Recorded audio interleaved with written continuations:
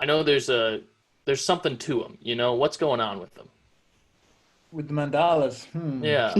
Well, personally, it was Carl Jung for me, the one who Okay. got me into all the mandala stuff. Yeah. There's nothing beyond that. Have you Oh, heard okay. of LSD, sir? We can talk about mandalas really quick. He's gonna say This is something. fun. Oh boy.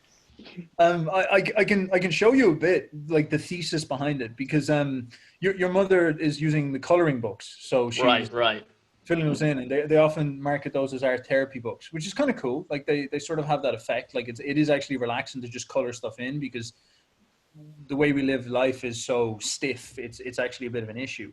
But the coloring books are good. They bring us into the more artistic side. But the sort of strict stuff that I'm talking about is something that I find in Jung that is probably his most valuable take for most people, I find. Well, the artistic type of people, I find. And it is this notion that you sort of have a front mind, as we say, the ego, persona, whatever you want to call it, and then this back mind. And the way I personify it as well is the left brain and the right brain. And it's a weird, fuzzy set of concepts, so let's not get too caught up in it. But there does seem to be, as we said before, it's very well studied, these two separate entities inside your fucking head. And one of them is the stiff motherfucker, which is the left brain, which wants to hold everything together, and often the cause of what we would call writer's block, overthinking things, abstract, perfect, and all this. And that's actually tied a lot to anxiety. It's really weird, but I've been like, I found all this stuff, and I've been working with people and trying to apply these theories to see how well they work. And I literally just got a message from a girl there, and she was being like, yeah, this stuff, once you explained it to me, it was like a haze. I could never control this. I was on benzodiazepines, the stuff Jordan Peterson was on. And she's like, now it's all clear. I'm reducing my dose and all this. It's so simple that when you actually understand it and whatnot. And so you start to realize that it's almost like this part of our brain is a tyrant and it causes problems. And so what Jung noticed is that now Jung didn't have the language I have, and he actually had a lot more experience than I do, but he was speaking about this stuff from a different perspective. And he was saying that he noticed that when he'd sit down with someone and say to them, all right, listen, boyo, maybe he didn't say that. And he'd say, show me, like, I want you to draw a picture to sort of describe what's happening inside you. And this was his sort of art therapy, his Jungian therapy. And this is almost his best stuff. And he rarely ever did this, by the way, as well.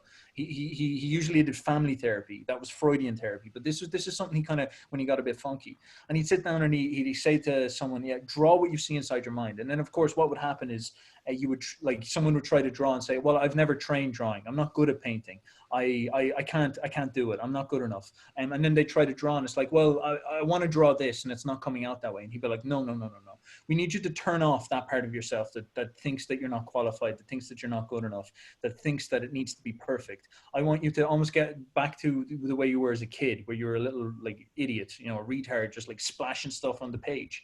And that's actually what you need to get back to. And so we'd say to them, all I want you to do is to draw, and almost like a child, just satisfy the inner eye, the inner need, satisfy your almost like something behind your talking brain, if you know what I mean. And think of like how a kid operates. A kid picks up a piece of paper and it's like, right, I'm going to draw a stick, but the stick is going to have a mum. And you're like, what are you fucking talking about? But it's like, no, it just makes sense to the kid. The kid knows what he's doing. And so he just draws it, and then he draws this like stick with long hair and a dress. And you're like, whatever, dude, all right, fine. But there's a wisdom to it of some sort. And so Jung would do this with people. And if you just give me a moment, I'm going to find the thing. I've shown this before on streams like this. I'm not sure if you've seen it, but basically he did this with some women, and he has one example where he did it with a girl. And what happened is she had never painted before, and she started painting. And then over time, really quickly over time, her paintings started to form into mandalas. So they started to shape into mandalas, and they started to get really good. And it was almost like there was a part of her mind leading her. Like all she was doing is letting this other part of her draw. And it was like almost making her better without her input, She was getting out of her own way is the way I describe it. And I've noticed this with music as well. Like when I want to make a song, and I probably repeat myself at this point, sometimes there's an emotion in me, and I don't try make a song. I just almost grab the emotion with my focus and let it talk, and it makes the song. And then I maybe edit the song a bit to make it prettier. And then this is pretty much what Jung noticed with this woman, is that it just it just came out very, very naturally, and her mind naturally ordered. And so Jung was going then with the thesis that there's this back mind, this deep mind, this creative imagination that has an intelligence to it that can can teach you to paint if you want. Like it has that power in it, and it likes mandalas. It's the ordering principle. He calls it the self as well. It likes mandalas and whatnot. It likes these things making sense. You can think of it like the logos that the Christians talk about. I believe it's the same concept. And Jung, for example, would associate loosely the idea of the self with God. And I'm going to show you the series. He actually put a series of pictures. He put a series of pictures in his books, and this was the first one. So this is when he turned around to the woman and said, draw, like a baby, just like taking a poop on a page. And so she comes up with this, and this satisfies the inner eye. It's not very good, it's like a lot of things wrong with that, but she goes for it. And then the next one, this happens. And now you're actually starting to notice that she's it's almost like she's dreaming. There's actually a little bit of a narrative in it. It's weird. There's something going on in it. And she's allowing herself to be led. And then what happens is it's the rocks she was trapped in are struck by lightning. And then the rock bounces up in the air, typical stuff. And then what happens is she starts to get pretty good. Like things actually start to get better technically, which is weird. And then all of these have meanings to her, and she explains them to Jung. And Jung and her do a psychotherapy thing where they're just like, why are you drawing this?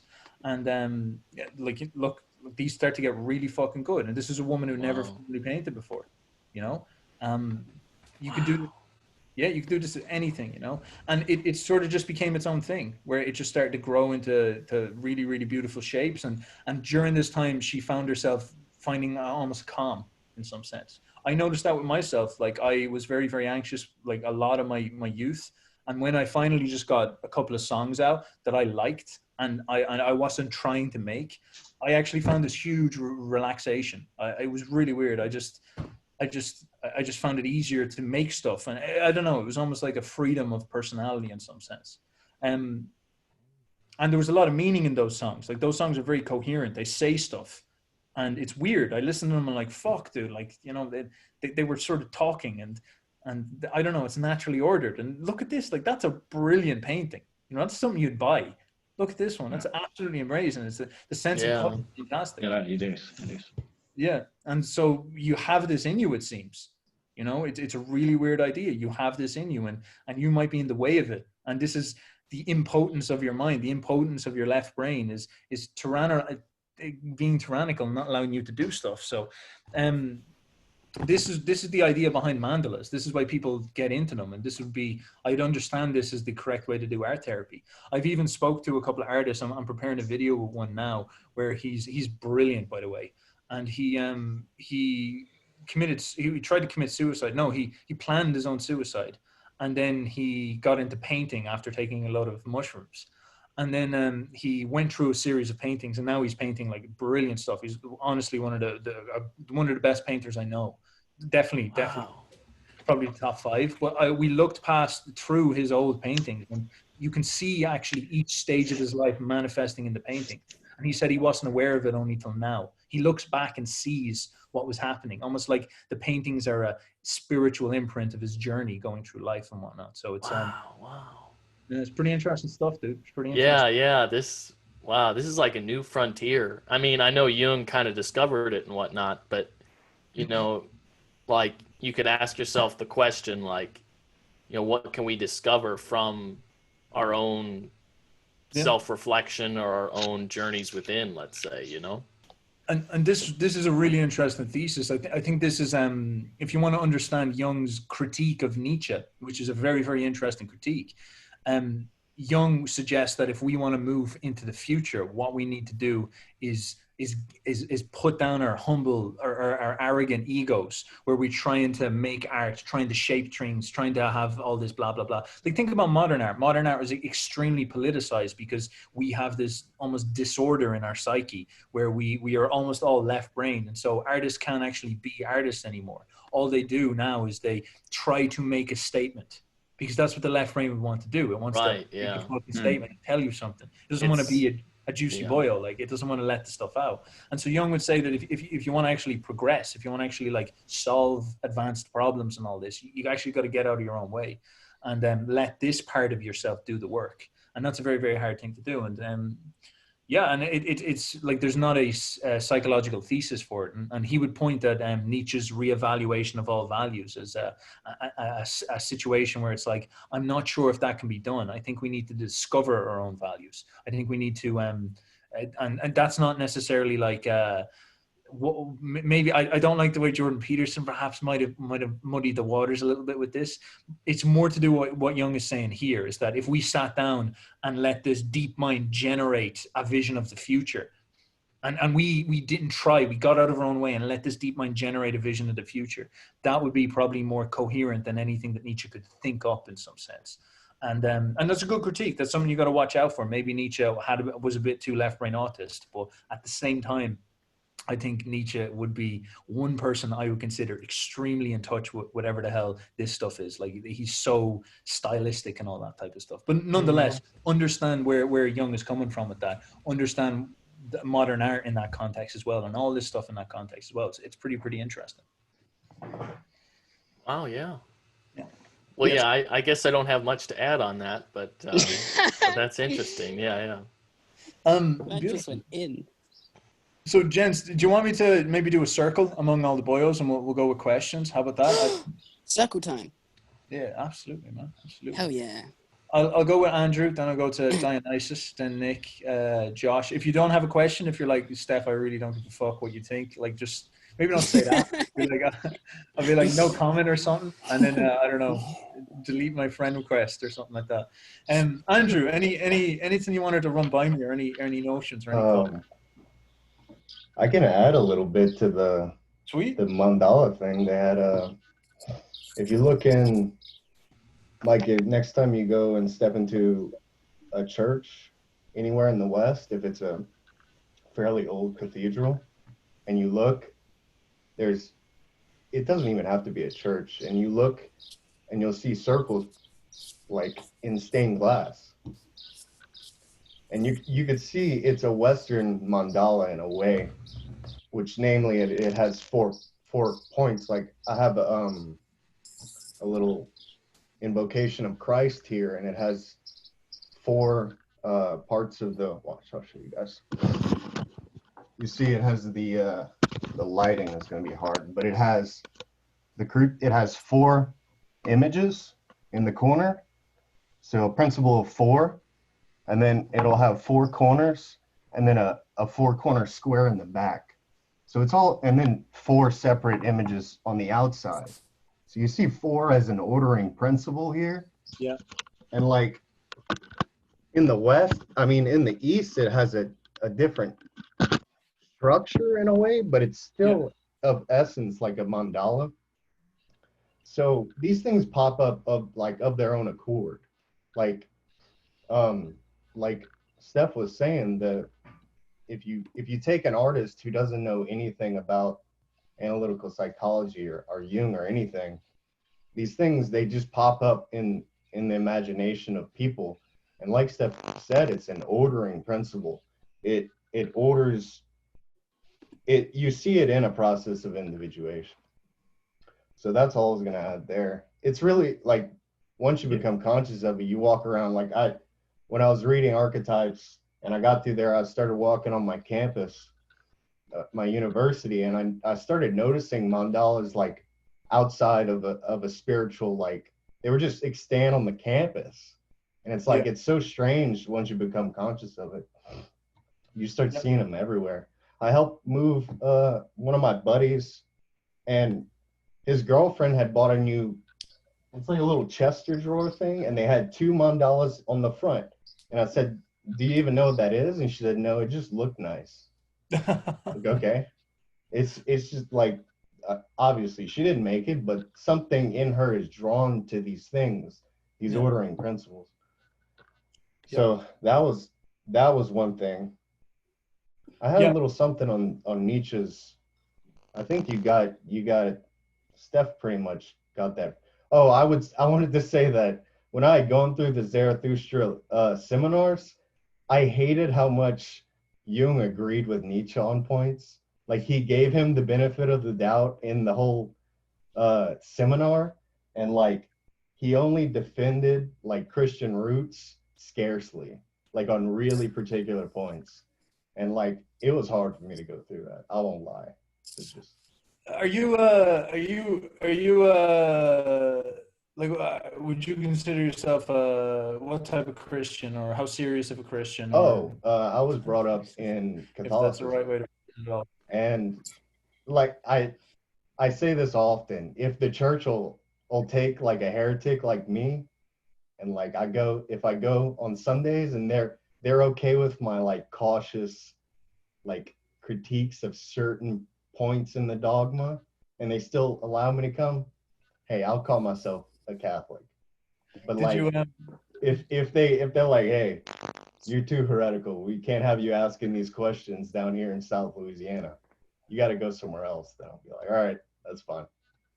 No, but did you ever try this this gentle critique? Why don't you walk in and say, Carl Jung said we should integrate Satan with the image of Christ to create a new God? Maybe I'll see what no, they think. that's not usually on my weekend points of and I'm really good friends. Like, I have a few buddies, or I had two buddies in seminary. I know the priest in my hometown's like church very well, and it's like I'll only be like, hey, what do you think about the privation, or the, what is it? Yeah. Whatever, things like that. And I'll be like, and he'll talk to me about Ignatius of Loyalty, and I'll be like, yeah, I respect the tradition, and I'll even consider myself in the arms of the church's dogma, but that doesn't say I'll just acquiesce to everything, Yeah. Okay, interesting. Well, I look forward to the video vlog where you're like, right, guys, we're going to talk about redeeming Satan with the Catholic liturgy here, and during no. Dude. All right, gents, lovely stuff. Jesus, we have a lot of people here. Dionysus the Boyle, any questions, any thoughts, anything you want to throw my way? A few. Well, more like thoughts, really. Hopefully I'll get a question from just talking randomly. But yeah, so you were talking about like with the mandalas, great mandala, like that inner kind of eye thing. And I just wanted to say, like, 100%, man. Honestly, I remember when I used to like because I'm a musician, not a good one, but like I'm getting there. But anyway, yeah. So painting with like that inner eye, I guess you could say, giving credence to that energy. I noticed, like, when I don't even know how to like describe it really. It's just like I'm like super energized. I'm not even really thinking. I'm just like super like angry and like excited and just like sad and happy at the same time. Probably have a mental disorder, but I don't care. Literally just like kind of like scribbling on like my phone. Like I'm like just scribbling. It's like a madman almost. And it's just like, and then I see what I've done afterwards and like, oh my God, this is amazing. So like, I've noticed that too. I've noticed that I'll be sitting around there and my mind will drift off into like a fantasy, and it will be this almost like a movie scene. I'm starting to see this now more and more. These like almost like scenes for stories and stuff like this, and they'll be like really intense and emotionally charged. And then I'll kind of snap out of it, and I'll be like, "What the fuck?" Like, you could kind of argue, it's like, "Dude, you're going insane." But at the same time, I think I have a well conceptualized in my mind where it's like, if I can just grab that and put it onto, I don't know, a digital format of some sort so people can watch it, I have something. And maybe that's 100%. Like, same here. Like, I'll kind of fantasize, I guess you could say. Also, so like, I'll have like things that I just think, "Oh, that is so cool. That is so awesome," and I'll kind of get that energy. And the energy will like inspire me to kind of like put into words how I feel. And that's literally, that's it. On the money, man.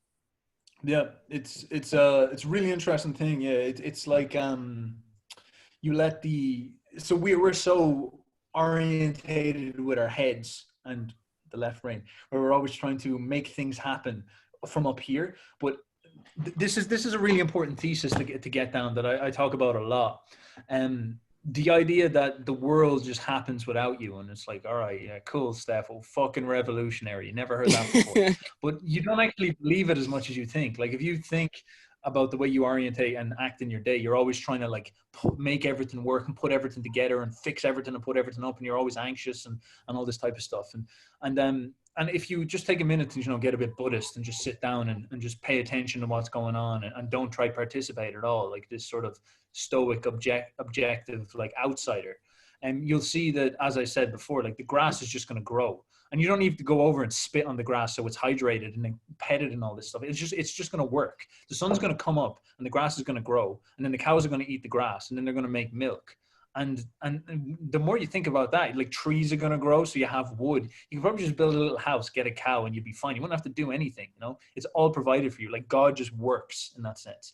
And then inside of you, it's even more so the case. Like you go to sleep every night and you get a little dream, you know? And that's not trivial. That's like you're going to sleep and Hollywood produces a movie for you for free.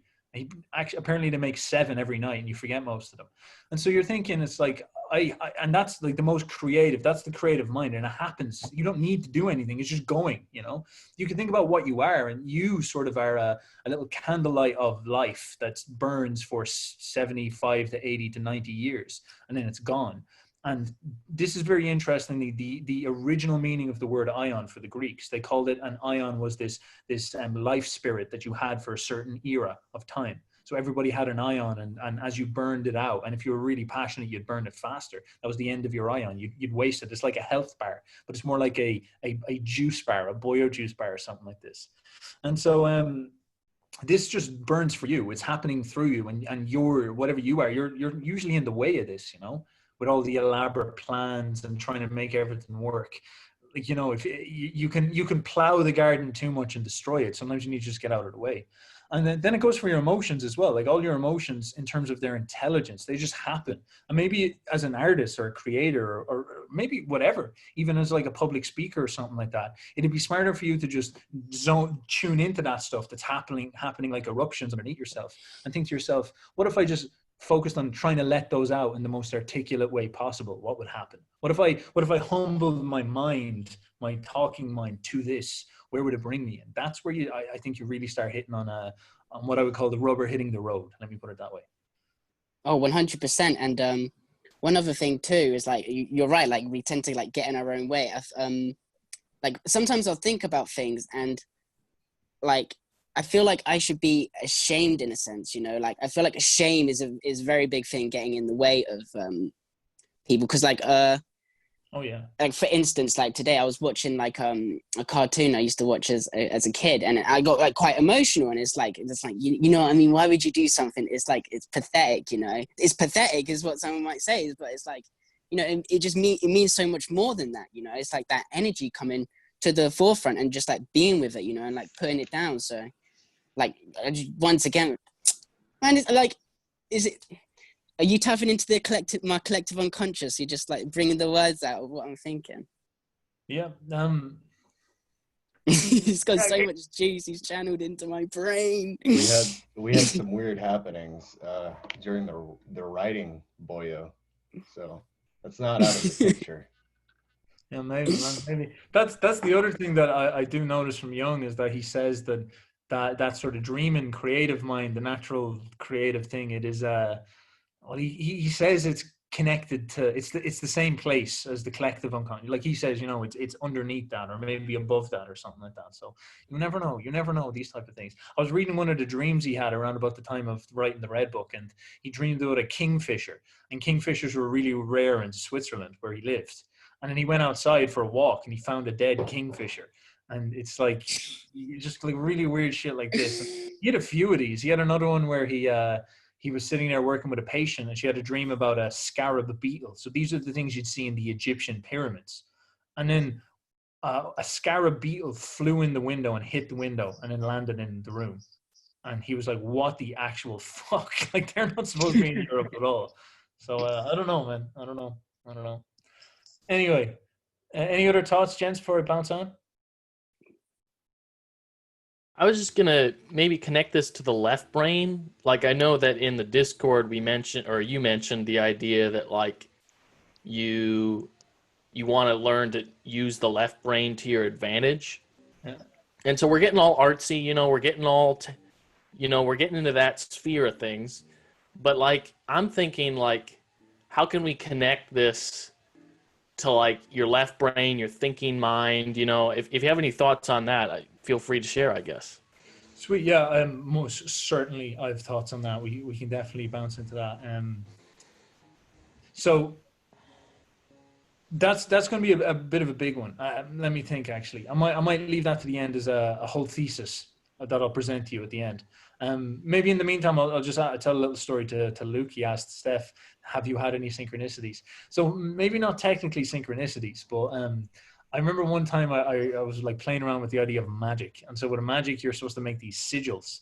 And I thought, well, if magic's probably bullshit, so it's like, what's the most ridiculous thing you could get?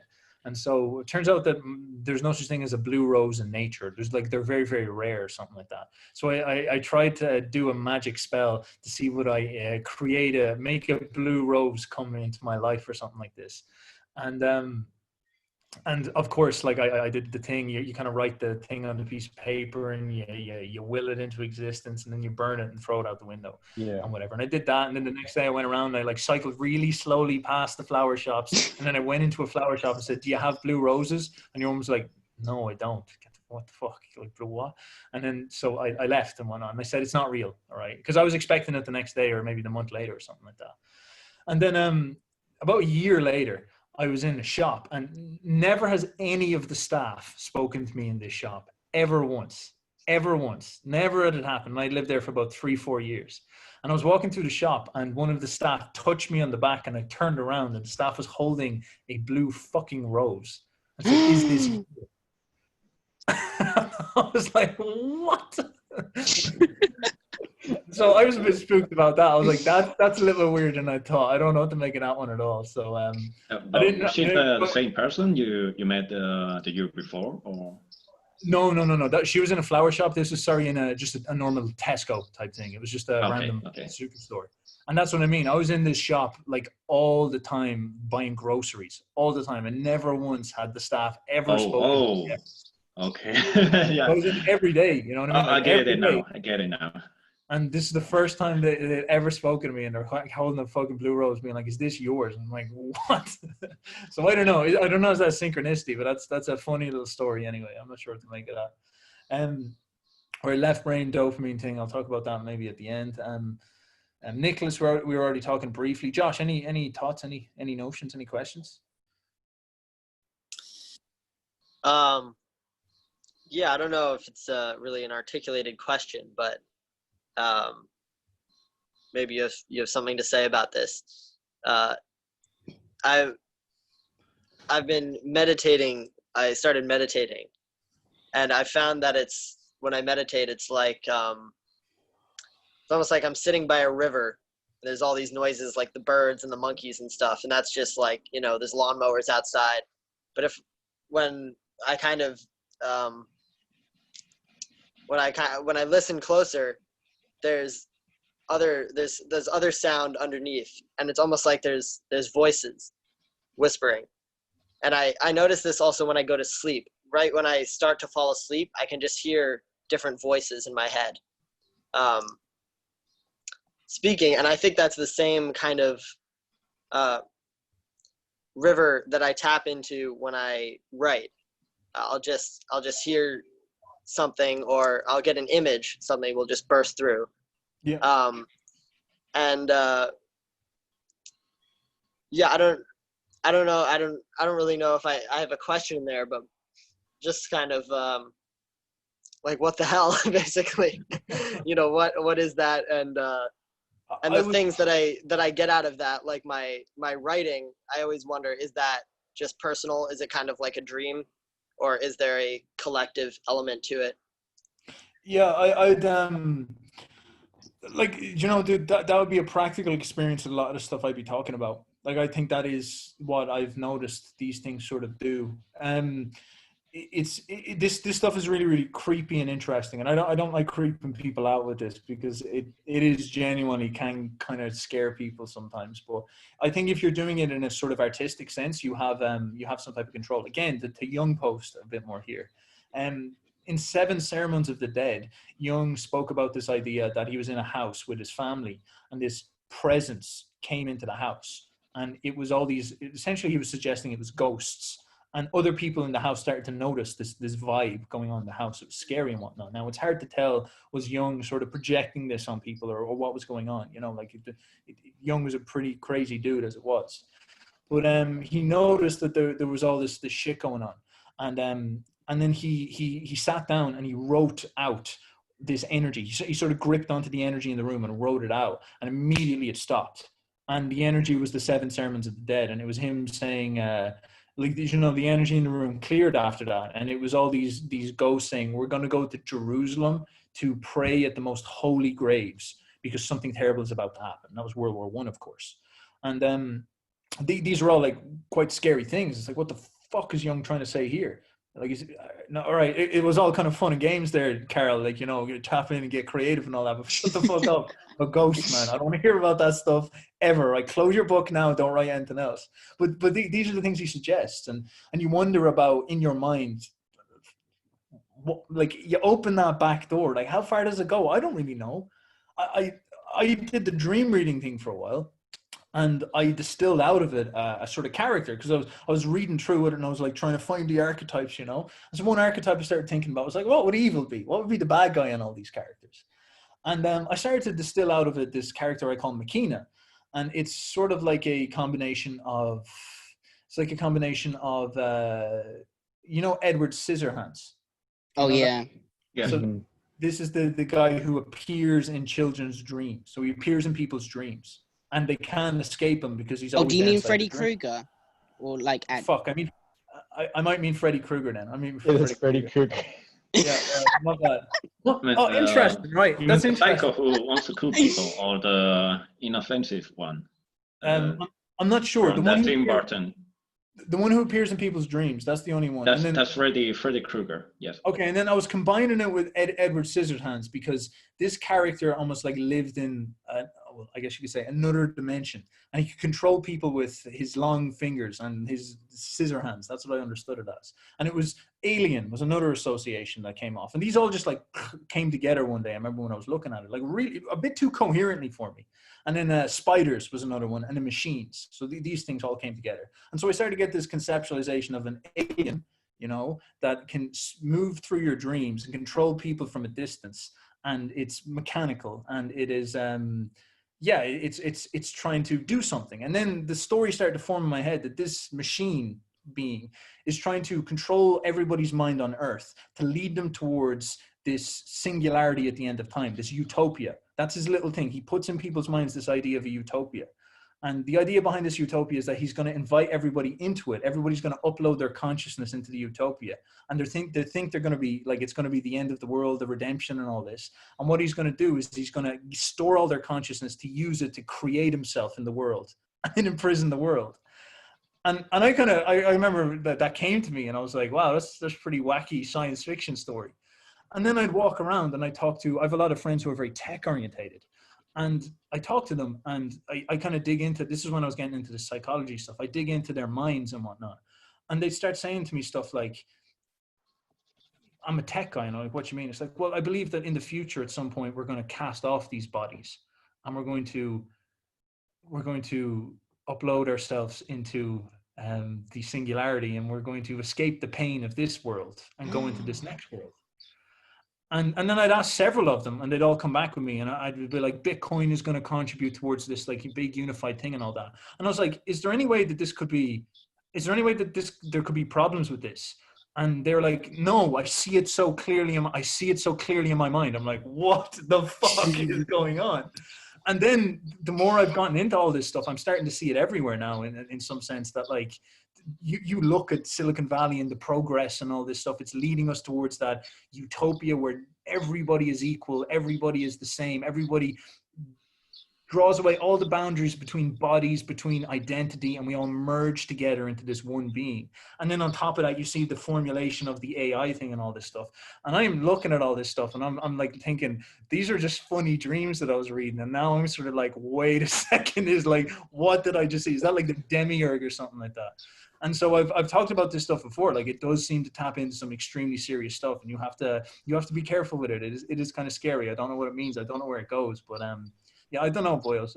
There's my fair warning, if you wish. Yeah, I think, well, I just want to add to that a little bit. Like, I think what having faith is like, it's something like having faith in, I don't know, because part of, where is that coming from, you know? Like, where is that Yeah. idea? Is it coming from the left brain? Is it the creation of, like, you know, ideology? Or is it coming from the right brain, which I think you should have more faith in, let's say, have faith in the spiritual process that is, you know, authentic creativity. You know, I think that's kind of a way you could frame faith.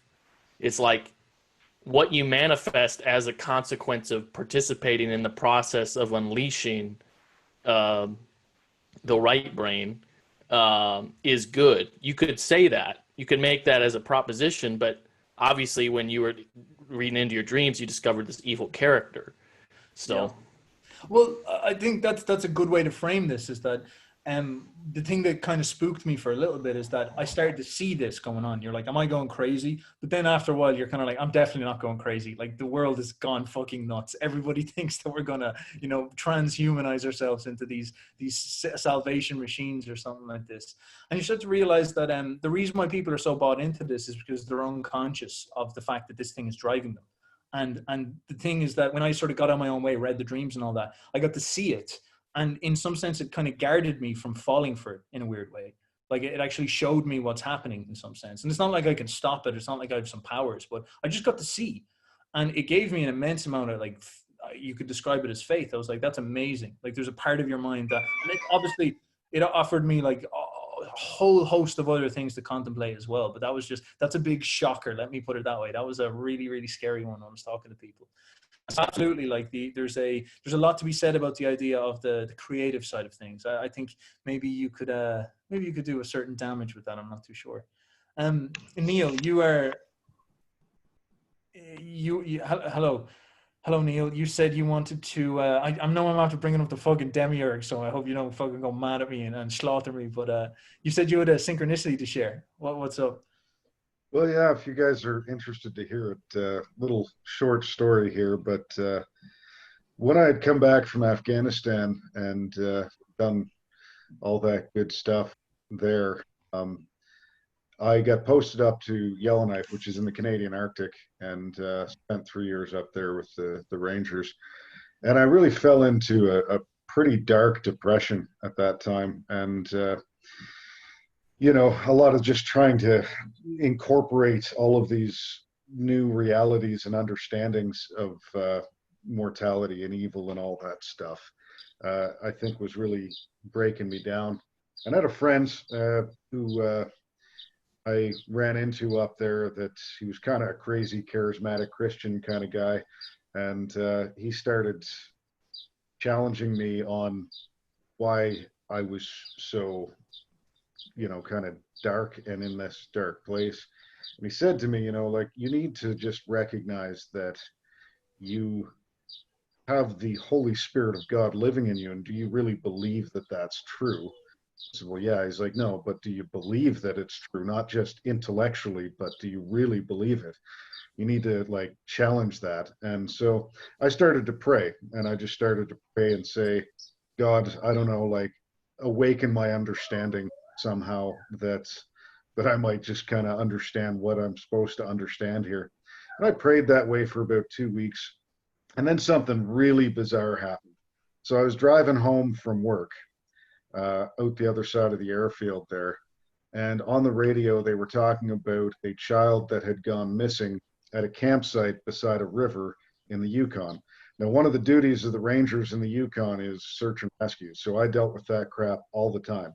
And what I knew instinctively when they described the situation, toddler, I think he was 3 years old, that he'd gone missing. It was night. Basically, he wandered away from the campsite, spent a night outside. It had gone to -3 and it had rained all night. He was in shorts and a t-shirt. So like, I was immediately certain that this child was dead. Like, they're all dead. Every search and rescue that we did, all dead, because they fall in the river and they're dead. Those rivers are incredibly treacherous.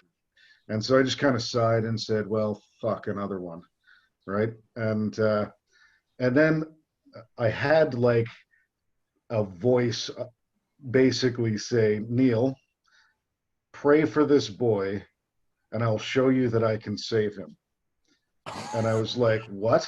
And I pulled the truck over, like, onto the side of the road, and I sat there and I was like, okay, I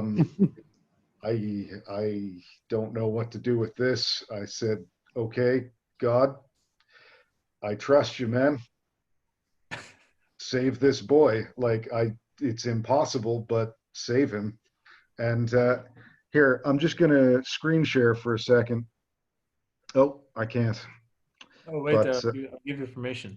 I'll give you permission right there. That is kind of you, good sir. Feck's sake. All right, I'm going to make you host. So Share screen. So this is what happened. So this kid went wandering off in the bush. This dog ran away from home 64 kilometers away, found him in the woods, and spent the night with him, kept him warm so that he didn't die of hypothermia in the midst of this cold, rainy, like sub-zero night. And that shit makes no sense, man. Like, so I went home and I told my wife this thing that had happened to me, and she's like, well, I guess, we'll see what happens. And this was on the news in the morning, and I was just like, go up to the top again. Go up to the top again. Yeah. What does dog spell backwards? Yeah. There you go.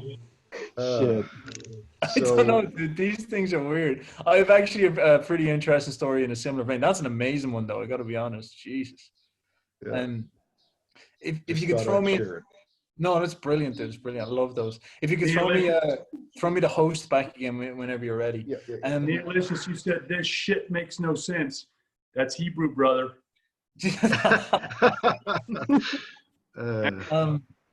I'll tell a similar story I heard off.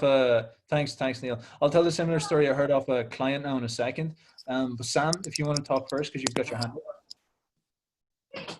No, I was just gonna share my own spooky story that basically happened when I went to so there's this like Christian retreat up in Connecticut that I went to a few months ago, actually, right before like the whole coronavirus like situation happened and like everyone came.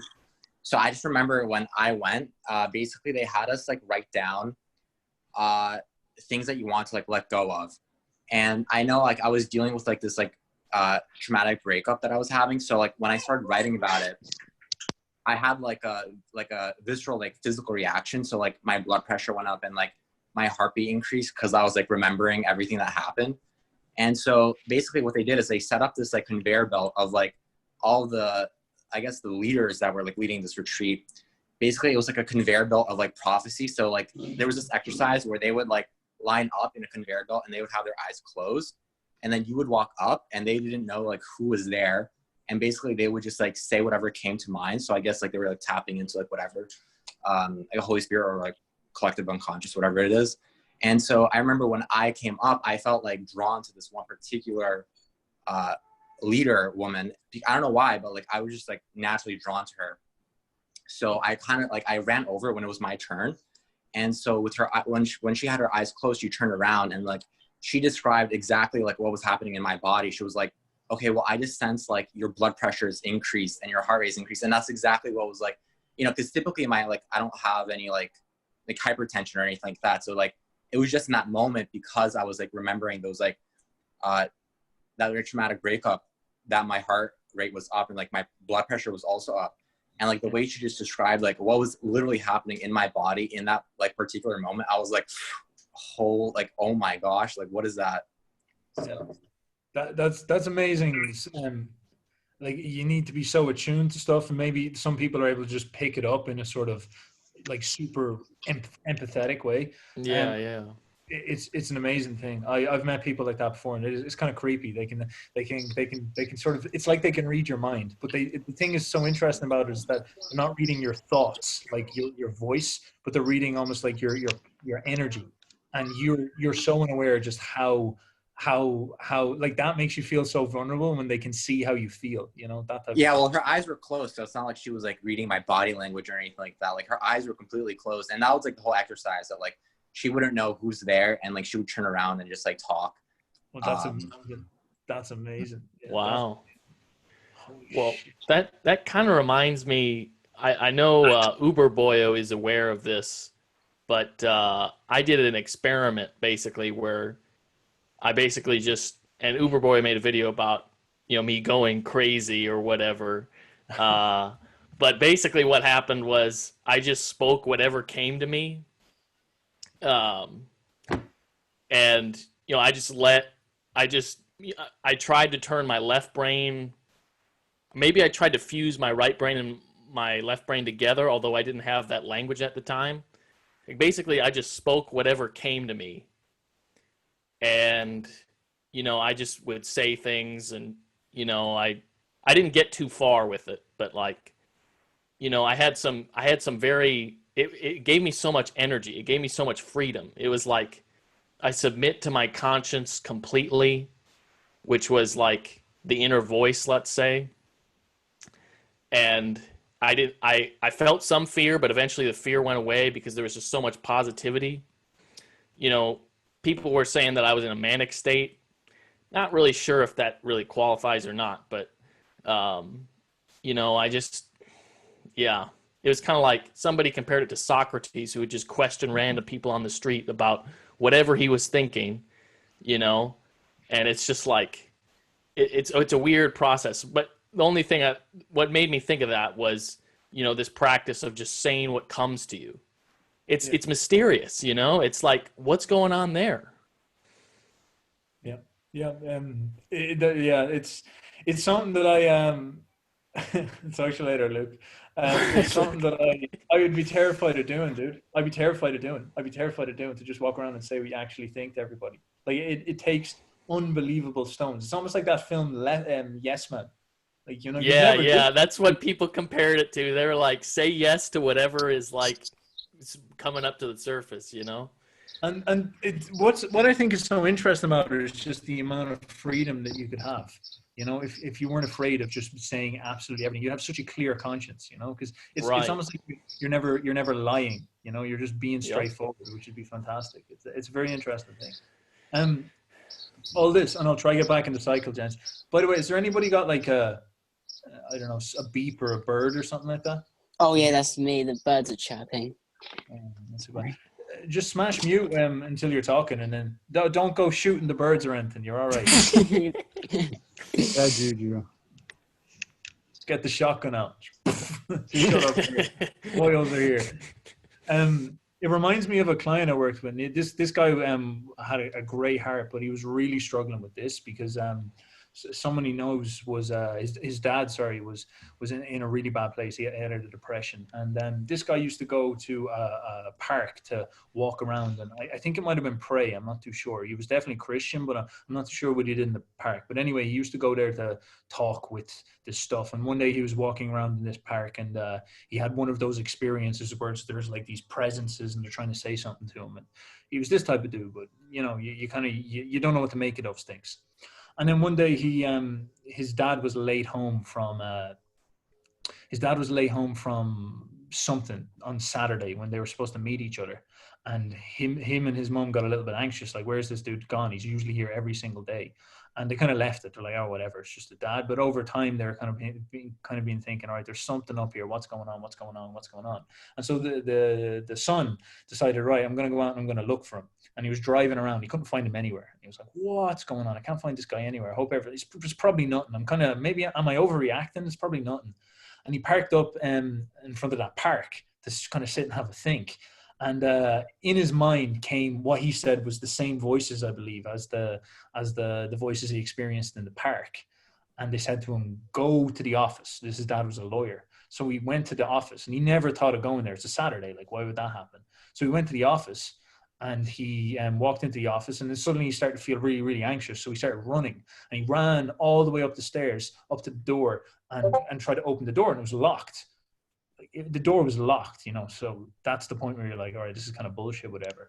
But then he started to rattle the door, and he said, all right, fuck this, and he broke the door. He shouldered the door open, I believe. And he came in, and his dad was sitting down, facing away from him towards the window with a shotgun at his chest. And then he had to sit down there and try to convince him to not to go through with it, if you wish.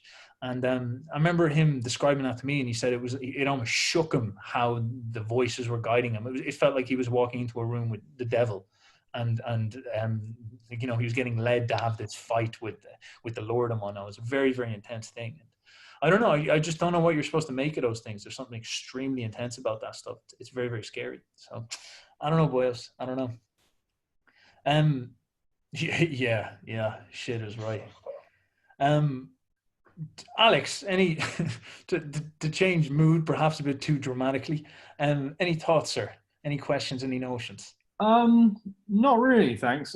There is one thing that popped up at the beginning, because I kind of joined a little bit later, but I've been reading The Master and His Emissary, really enjoying it. But one of the things was that the left brain kind of inhibits and it stops us from our best creative work. But something else that popped up was that the left brain also likes to kind of exaggerate how good things are, and that's sort of what the ego does. So how do you tell the difference? And I think it's something that you might feel more than anything, but what are your thoughts on that? It's interesting. I've been trying my best to try draw up a sort of character for what the left brain has, what the left brain is. Like I'm building my site now, and I'm thinking of putting some videos up on it that will try to get this stuff as distilled as possible. I get the ideas as simple as possible. And one that's been fascinating me is this idea of anxiety. I talk to a lot of people now who have anxiety, and it's fascinating the similarities. You've seen the video I did with Sam the artist by any chance?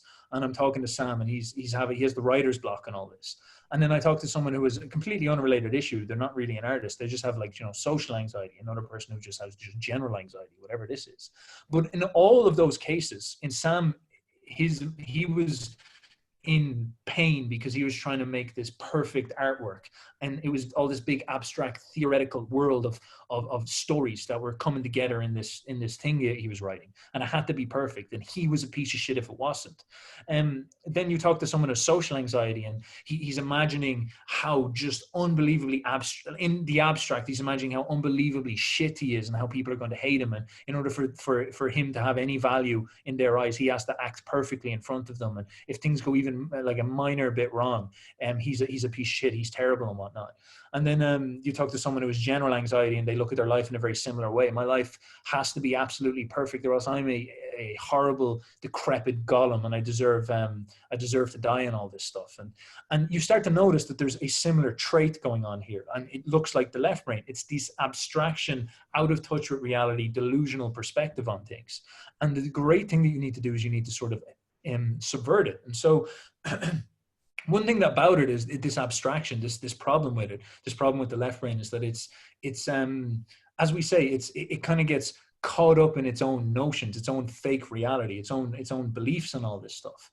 And that's tied to the thing that we've talked about before, which is the way it tries to make an interface with the world. So this is kind of technical stuff. So if you aren't following me, call it up. But basically, you sit in the world, and you need to, like, as I've said before, you're like the Buddhist monk with your right brain fully turned on. And I'm not even talking to you boyos. All you boyos are is a collection of like food that has amalgamated together to form these brains. And all that food came from farmers who were like, you know, raising the cows, and those farmers were food as well. And that goes all the way back to the first dinosaurs and all this stuff.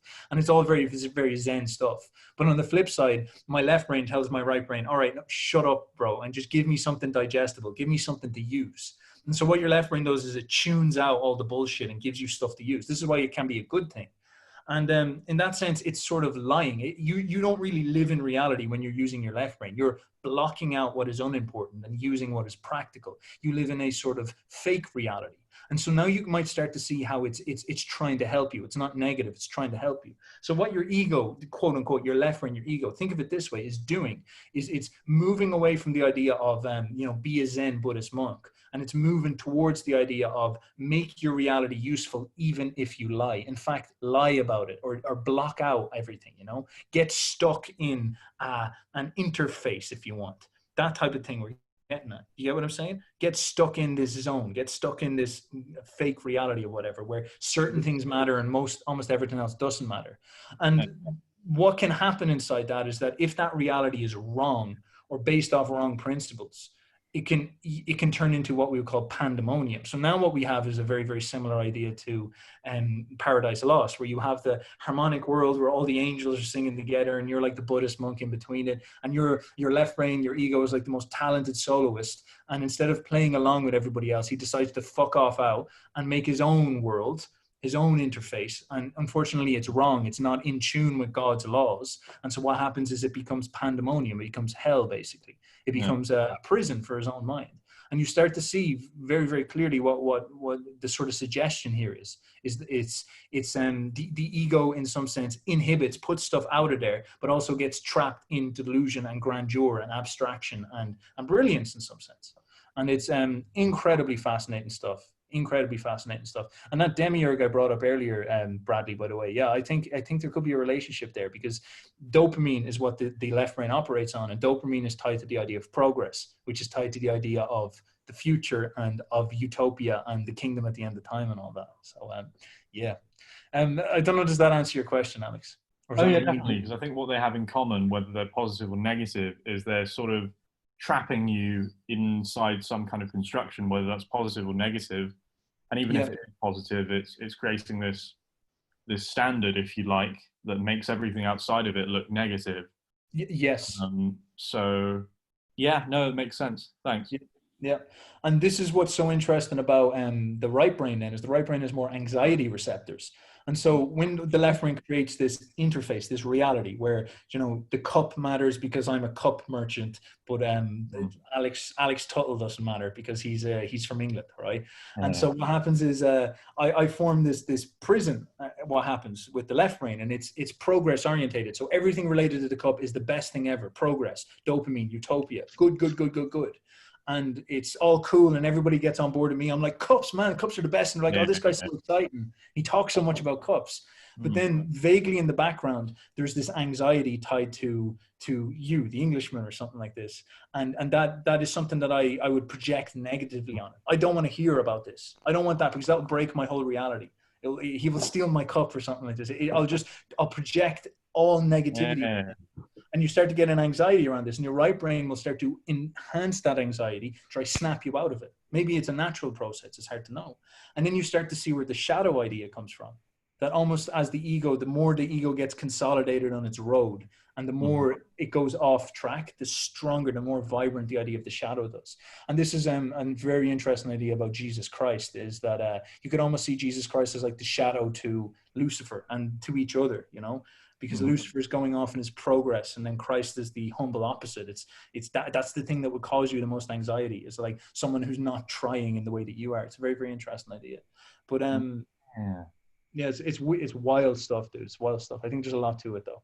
Yeah, for sure.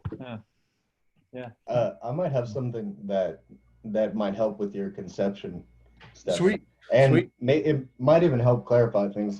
It's going to be hard for me to articulate it properly.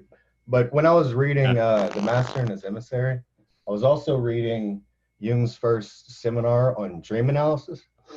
And there was a pair of opposites that came to the front in the dream. And one of them was the logos, the ordering principle. And one was eros, which was love, a connecting principle. And I read in a paper somewhere, and I looked up the etymology of science. I might have said this. I'll say it anyway again. Sindir is the etymology root for science. And sindir means to cut up, like to cut into pieces. And so now that kind of becomes intelligible, like science needs to cut things up into more intelligible pieces so that we can work with smaller pieces. And it's a hyper focus of the left hemisphere. But after you cut those things into pieces, you also need to build them back up. you need to remember them, or you need to reassimilate them back so that it's useful again, because you have all these puzzle pieces. What are you going to do? You need like a coherent picture. So it's important to realize that, what should I use here? I'll use my terms. Logos and eros both have they are opposites, and they both have negative and positive benefits. So like you can see immediately the left hemisphere's one-sidedness in our culture right now. It's the overemphasis of the left hemisphere, like we were just going on about. But it's also helped us to ameliorate a whole bunch of suffering with the progress of science. So you have to hold those two together. And then Eros has, this is hard for me to explain. Eros obviously has this like positive benefit. We wouldn't be here talking. We wouldn't have a connection here in the internet. We wouldn't feel this need for social interaction if we didn't have this like innate drive for it. But it's also, the only image that I could come up with like a negative Eros is a spider's web. It catches things, and it's nature red in tooth and claw. Like I can't, that's as far as I've gotten with the image though. Like, so I don't know if that helps at all. Hopefully it does. No, absolutely.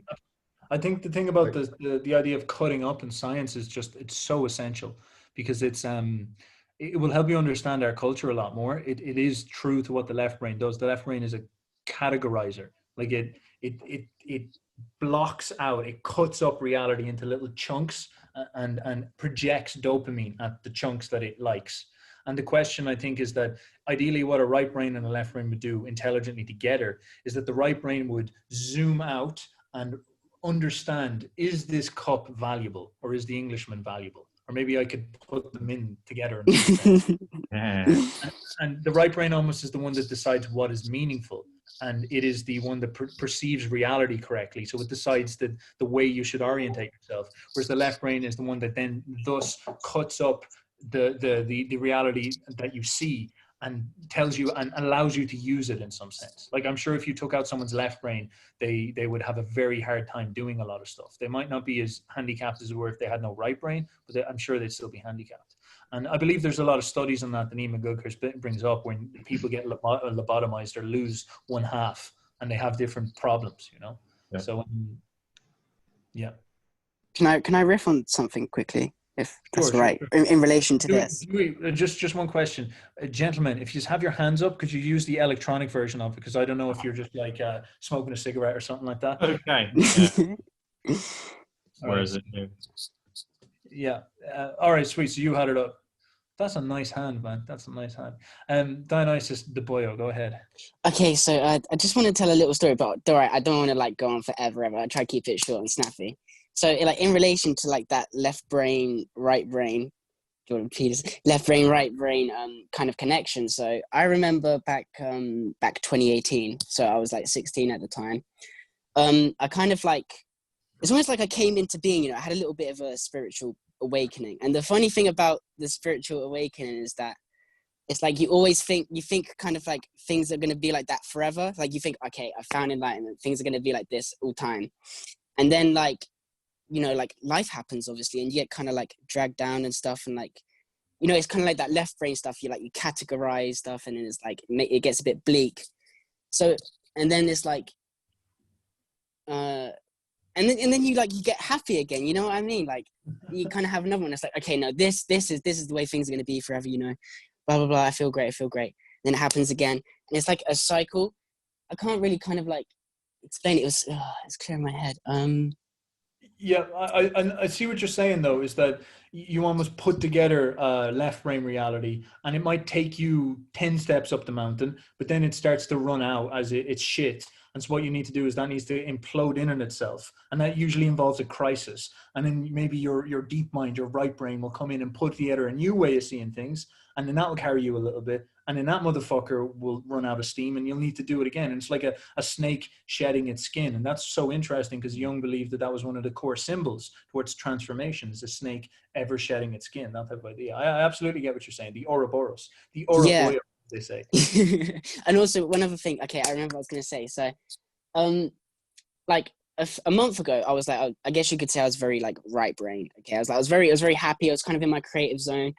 And then I started speaking to this girl, right? And she's I mean, she's a feminist. You know, there's no value judgment on that, but like, you know, she's very, I guess, very left brain. You know, very sign of the times. And I'm like, I guess you could say the opposite. You know, like I was very like right brained. And we were talking, and I didn't want to like trigger or like offend in any way. So it's kind of weird. I kind of submitted to it. And what I noticed, I kind of like, I didn't want to like trigger anything.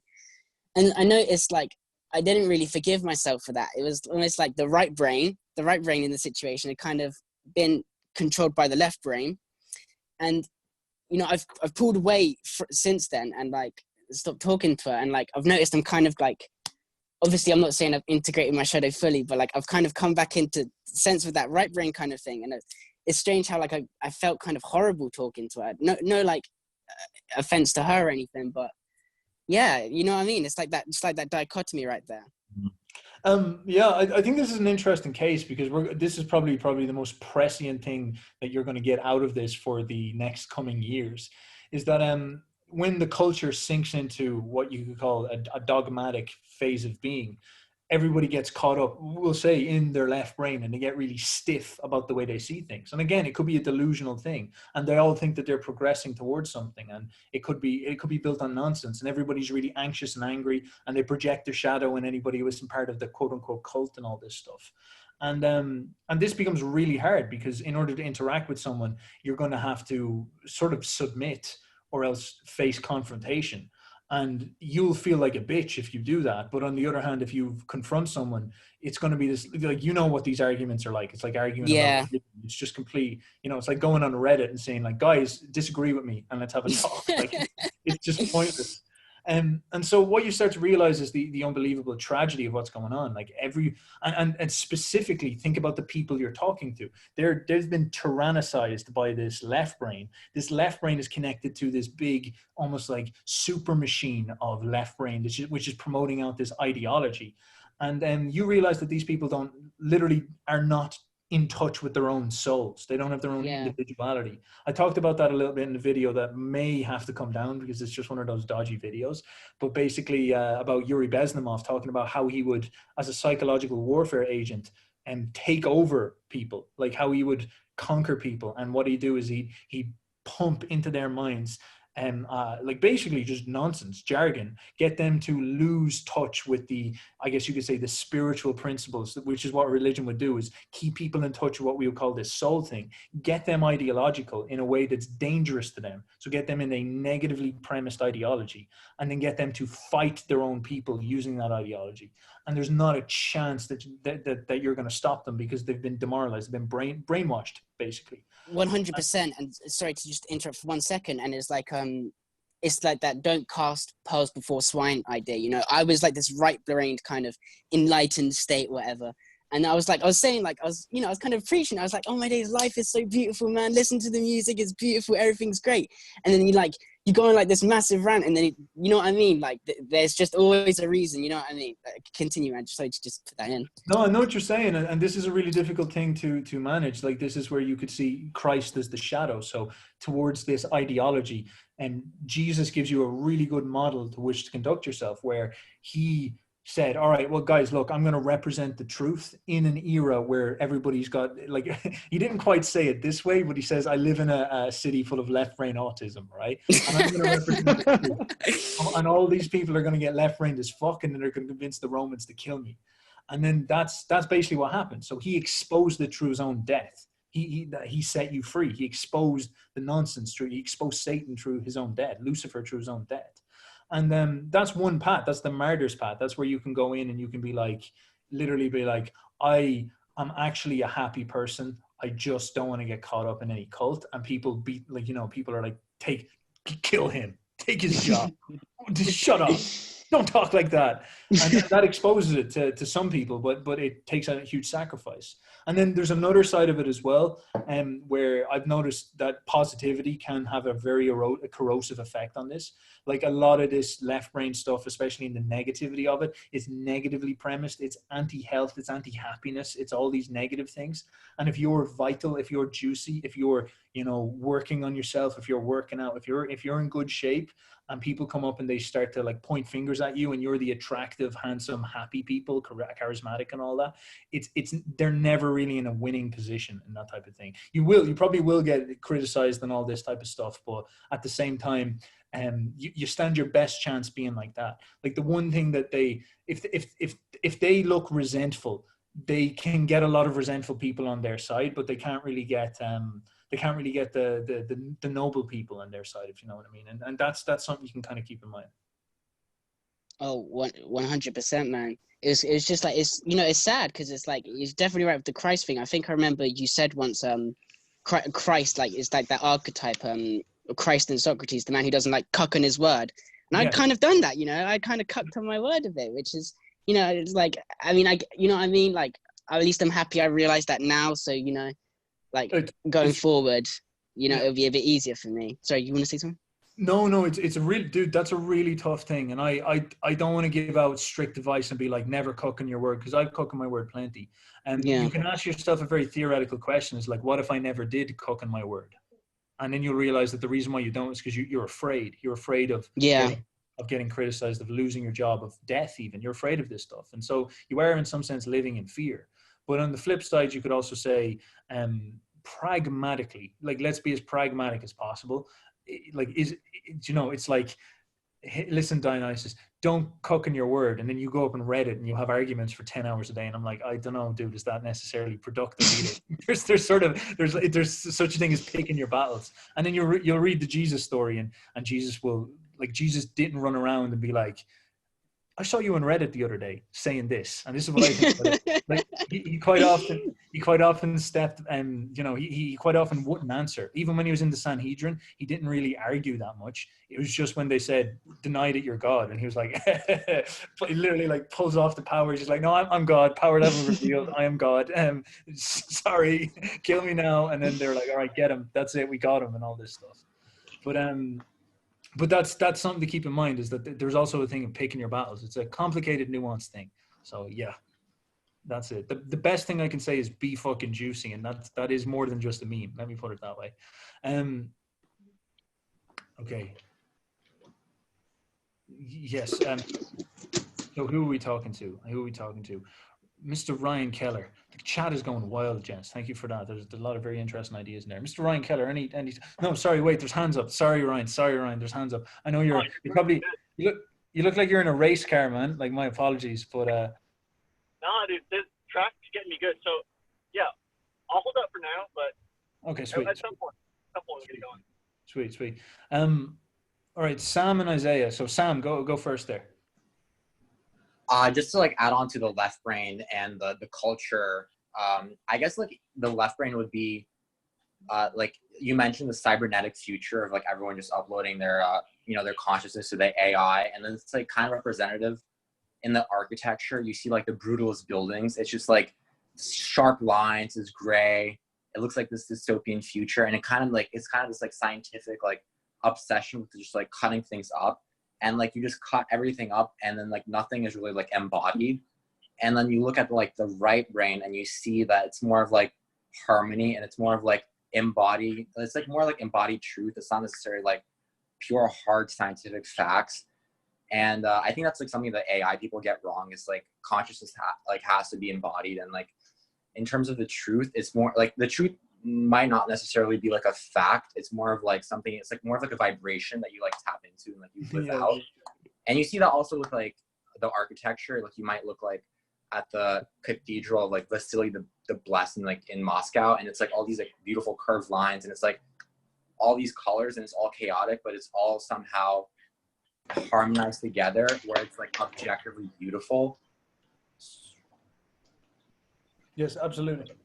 Yeah, absolutely. It's you see it everywhere. I find there's definitely something deeply true to these concepts, because once you kind of digest them properly and understand what's going on, you start to see it everywhere. Like the brutalist architecture is a good example of it's almost like the artists are part of a giant conglomerate of ideologues who are so attached to their left brain way of seeing the world that they can't even produce art properly, which is very strange, because then they run around telling people that this is progress and hating on happy, handsome people who are against it. You know what I mean? Like, it's a very, very interesting cult if you think about it. It's that, like, people who are beautiful are evil, and people who are struggling and decrepit, we've got to ennoble them instead of helping them, instead of turning around to them and be like, all right, here's a way that you can fix yourself with like discipline and health and all this stuff. Instead, what we're going to do is we're going to celebrate your fallenness and all this. And it's very, very interesting and twist on things. And then what you start to realize beneath this sort of cult is that there's this almost left brain categorization that the reason why these people are suffering, the reason why there's evil and problems in the world, is because these people are living in biology, and biology is fallen and evil. And what happens then is that they say, if we could somehow delete biology or escape biology into abstract consciousness, into left brain consciousness, which is like, you know, the Descartesian mind. If we could achieve Descartes' dream and upload ourselves, we'd be free and there'd be no more suffering. And it forms I believe this is the unconscious religion we're starting to sink into, and it's going to be extremely intense. Like it's hard to call it out, because on some level, it's so deep in everything, if you know what I mean. But this just seems what we're moving towards, and in some sense, like, how can you turn around to someone and say, no, you're wrong? Like the body is the vessel of consciousness, and they'll just be like, well, I don't know, science, bro, prove it, or you've like, there's no evidence for that, or something like that, or even worse, you'll realize that it's nothing to do with truth. It's like these people feel they're progressing towards something which will stop them feeling pain. And then I've realized this on a very, very personal level, in that you talk to an individual, myself included, I will get stuck in my left brain palace because I'm in pain, and that will make me invest in it more to try to escape it. And then you realize this is the riddle we're trapped in, where all these people are celebrating the fact that they're in pain, and it's going to be very hard to get them to plug out of that, because the pain and the belief that they can escape pain is the fundamental dynamic that keeps them trapped inside of it. It's an unbelievably complex psychological problem, and people aren't even able to like talk about it in some sense, because they're all trapped in the left brain as well. So very interesting stuff.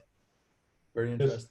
Just real quick, I don't know if this has dawned upon anybody, but you guys probably know a little bit that the alchemists were looking for the philosopher's stone, the lapis philosophorum, and I don't know if you guys know anything, but that was supposed to grant them like immortality in matter. So that jump-started the scientific progress. Mm-hmm. And we think we're so far away from that, but what is it we're trying to look for in technology? Yep. It's still it's the lapis philosophorum. It's like we haven't changed. It's just we haven't just become conscious of that, the fact that we're looking for some escape of being. Have you looked? Have you seen the Ion lectures? No, I saw like 3 or 4 of like the beginnings of them, but I had already read. This is good. Sorry, Steph. I had already read. No. So I was finding nuggets of wisdom when you and y'all were going through it, but I couldn't like dedicate my time to watching. No, dude. This is not some type of guru cult where it's like you must study the works or you do not get to ascend the levels. Yeah. Like, it's fine. Just the thing about the Ion things is that towards the end, that's what I started to see. Is that the idea of the living stone, the living matter, is actually what we're expecting out of AI. And what Jung points out, and Jung didn't even know this, so this is what's so fucking crazy about it, is that Jung points out that the self is often a stone. Christ was the stone, and Peter was the stone that you built the church on, and the self was the stone. And then we're now moving into the Antichrist area, where the stone is now becoming the living stone, the living self, and that's the living self. We're creating God, basically. And that's I totally forgot. I forgot he had a little part, like an essay or a chapter on alchemy. Because he goes on, he kind of amplifies that in his later works too. Like most of them are all on alchemy, and like someone from the outside, they're like, "What the hell is this nut job doing?" Oh, like, Yeah. It's such a But- good take. It's Yeah. such a good take. It's such a good take. And I don't even think Jung understood the connotations. Like now, the way we can see those ideas is frightening in comparison, because now it's a thing where we're talking about the AI and the stone and all that. But Jung, that wasn't even on the table back in Jung's day. Who have we got? We have a lot of hands up there, boys. A lot of hands up now. All right, Nick, your hand's been up for ages, man. How are you doing, sir? Doing well, doing well. Let me start my video if I can. Yeah, just to what you were talking about with, sorry, I forgot his name, the guy who cucked his right brain for the vegan chick, for the feminist, yeah. Yeah, and you guys are talking about, you're talking about the eating your own tail. And that's in some way is the local maximum problem where you go up the hill and you get to the top of the hill, and at any point you're going up, and so you always think you're progressing, but then at one point you're going to get to the top of the hill, and then from there you can't get any higher. But then you can look across the valley and there's a bigger hill, and there's no way to get to the top of the other hill unless you have to start going down. And I think to tie that into what you're talking about with the outbreak of the left brain dominance in culture is for them to have to come back to the middle, they have to go backwards and go down the hill. And in some way that's, I guess, a blow to your ego that is huge, that you have to destroy your belief system and that kind of thing. And people are avoiding that just for the emotional trauma of what that would occur. And just people not wanting to have to suffer the little bit for the greater good. And so people keep doubling down on this local hill instead of taking that short-term hit. Yep. And this is the it's almost the warning that Brave New World puts forward, is that people, the last man, as Nietzsche would say, is going to be so pleasure orientated that you're going to find it very hard to direct them towards something that will be painful, which is actually frightening as fuck, because if we go on the wrong path, we'll be like stuck on it in some sense. And well, like, you know, maybe that's what's happened now. It's really it's confusing stuff. It's hard to know. But in some way you asked the question about how to call it out when somebody is completely left brain dominant, because it's difficult to even have a conversation with them. Yeah. But then, okay, well, if that's true about them being overly hedonistic, then they're going to have to come back to the biological realities. Well, I'll tell you one way you can think about getting past that, because the more you understand the Luciferian left brain, the more you understand its tyranny. And the more you understand ways to subvert it in yourself, the more you can understand ways to subvert it in other people. For example, like emotions dominate it, you know? Like if you're chattering about something and then you get angry, your voice will in your head will literally change to suit that and whatnot. And if you ever talk to someone who has anxiety and get them to try Wim Hof, it can actually be a life changer, because there was there's this sort of sense where, you know, you say to them, right, do your breathing exercises, they change their physiology and their mind changes along with it, and these type of things. And so maybe with someone who is in that sort of left brain stiffness, if you can connect on a deeper level, it might be able to move past them. Like if you could present them with beautiful art, maybe that would be one way. If you could just be strong and handsome and all this and funny and bring them good energy, maybe that'd be another. If they're really, maybe you could level with them in a way that they wouldn't quite be used to. It'll be very, very difficult though, because like they will be sort of like it'll be like a riddle. Like they'll be finding ways to make you the enemy because they've pre-decided about that. But you never know. Like I'm sure this stuff could be overcome at some level, but I guess the thing that frightens me is the scale. That's the thing. I think the other way to overcome it is the Freddy Krueger robot spider. And no, seriously though, like if there was a story that this is the evil character and left brain people watch that story is speaking directly to their right brain, diverting past their left brain. And yeah, in some way. I'm going in with it. That might be something. I'll see if I can pull that off. I'll see if I can pull it off. Freddy Krueger spider saves the world. that'll be quite the. We'll see what happens. We'll see if we can pull it off. That'll be quite the achievement for the biosphere. But if I can pull it off, I can get some type of, I don't know, film where I'm like, you're possessed by Freddy Krueger, and everybody believes it. I think I'll call that a win. Well, no, that's the wrong way, because you're doing a left brain. You're literally explaining what it is. You would have to tell it in a story form, in a narrative form. Yeah. I'm going to and I think in some way that's what we're doing here, is we're talking about the left brain versus right brain all the time in left brain language. Like, this is your left brain. This is how it works. Blah, blah, blah, blah, blah. Left brain, left brain. Left brain is dumb while we're talking left brained. This is true. It's true. And then in some way, the question would be, well then, I mean, I have this theory that nothing is new. Like, every emotion you felt or thought, there's probably some poet or musician who has felt it before and then written about it. You know, especially like you notice this when you get heartbroken or something. Then you find some sad music and you're like, oh yes, it's so true.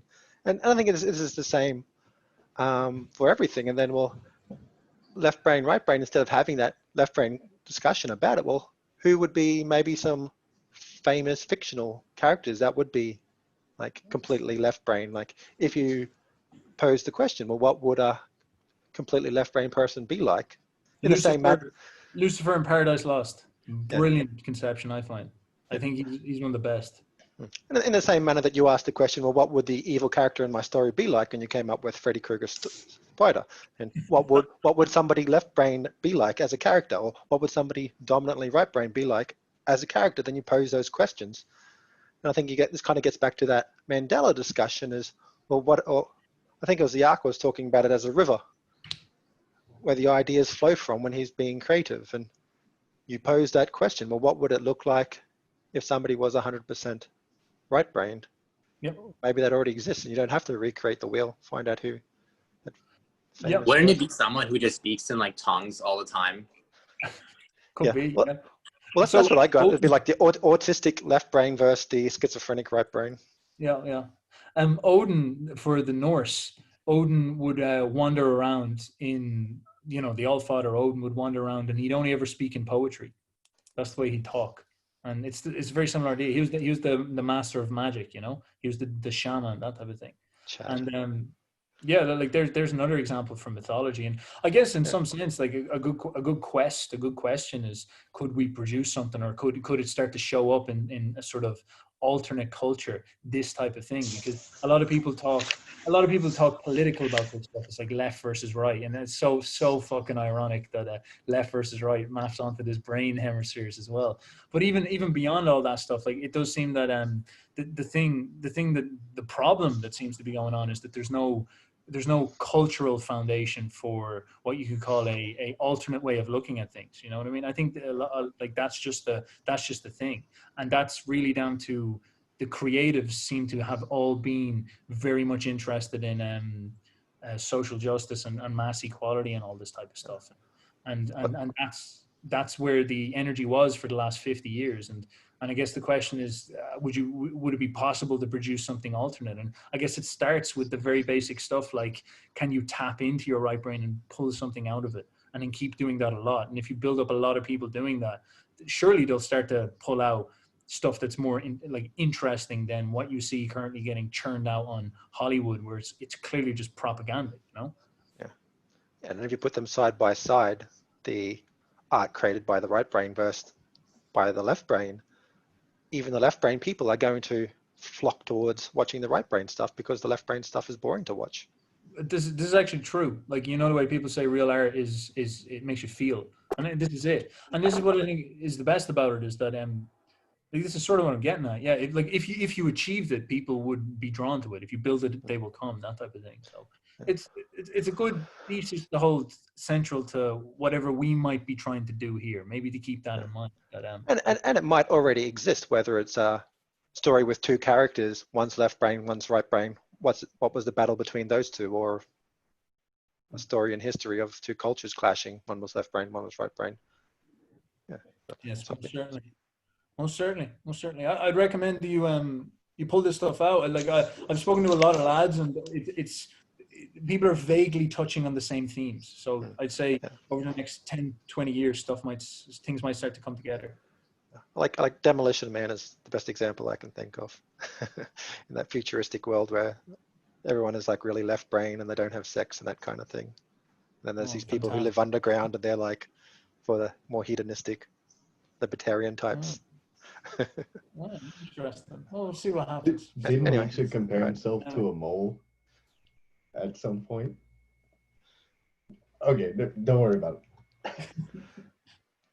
So that's me anyway. Hope it was interesting. Gentlemen, I'm going to have to rush through the last couple of ones. So I'm going to go to the gents I haven't talked to too much. Peace Dog. Yeah, Stefan, good to see you guys. Can you hear me? Yes, we can. Cool. Yeah, I just wanted to add that since you suggested meditation to me, that I've been doing that for like 16 days and it was really helpful. And then I watched your guys' video about the dreams, you and Laz, and I had just had a dream that night. So I wrote it down and I've been writing them down ever since. But I just wanted to add that to the conversation. That's pretty much it. And then, yeah, it's incredible because I had a dream about that tile that they discovered in Verona, Italy, under the ground. I had a dream about that tile before I saw the news story, and I wrote it down before I saw it. But anyways, it's smashing. That's it. Yeah. That's mad. Yeah, see, dreams are weird things, bro. Like I've had some weird dreams in my life that I think I told you before that before I even knew who Donald Trump was, I had a dream about some type of politician on stage who was really offensive and calling out the audience and all this type of stuff and being big and energetic and moving people and getting people energized and all this stuff that was like I think a month before Donald Trump started his campaign or something like that. I remember all that stuff went down. I found that absolutely fascinating. Yeah, and then I was running away at the end of that dream, and I was getting chased by what you call the libel truth, and I didn't know what the word libel meant, and it turned out that it was slander basically. And so I thought about it. Oh, Bradley, you have to go. Okay, Bradley, tell me before you go, or do you have to go right now? You gotta go. All right, I'll talk to you later, Brad. Careful you don't step in the bullshit, yeah? And Isaiah, sir, you have your hand up. Oh, yeah. I just wanted to add on to the synchronicity that I believe it was Luke and Neil were talking about. It's just a story that I had in my life that I thought was pretty interesting. So as a child, I was very influenced on the idea of death. And my father, him and I would sit down. We'd go on Live Leak when that shit first started up on the internet. Pretty much the internet was very uncensored. Kind of grew up with that, like just watching people die and such. So that like heavily influenced my life. I think that kind of added on to my depression, a little bit of nihilism for a good while. But anyways, I started having dreams about death, and later on in my life, I kind of gave up that idea. I wanted to be a coroner and stuff as a child. But later in my life, as an adult, when I was going through a really hard time, I did a sales job, and throughout that sales job, I was thinking in my head, I'm like, what am I doing? I shouldn't be here. And slowly but surely, I don't know what you guys think about like astrology or like tarot cards and such, but I done like a little reading, and the one that came up was death, and I was like, I never got that card before. It's very interesting. So later on, like a week later, I was doing a sales pitch to some guy at this really sketchy looking place. I didn't know what they did there, but I asked the guy, I'm like, hey, what do you do here? And he looked at me, he was like, oh, we pick up dead bodies. And I was like, whoa, what the fuck? It's a little weird.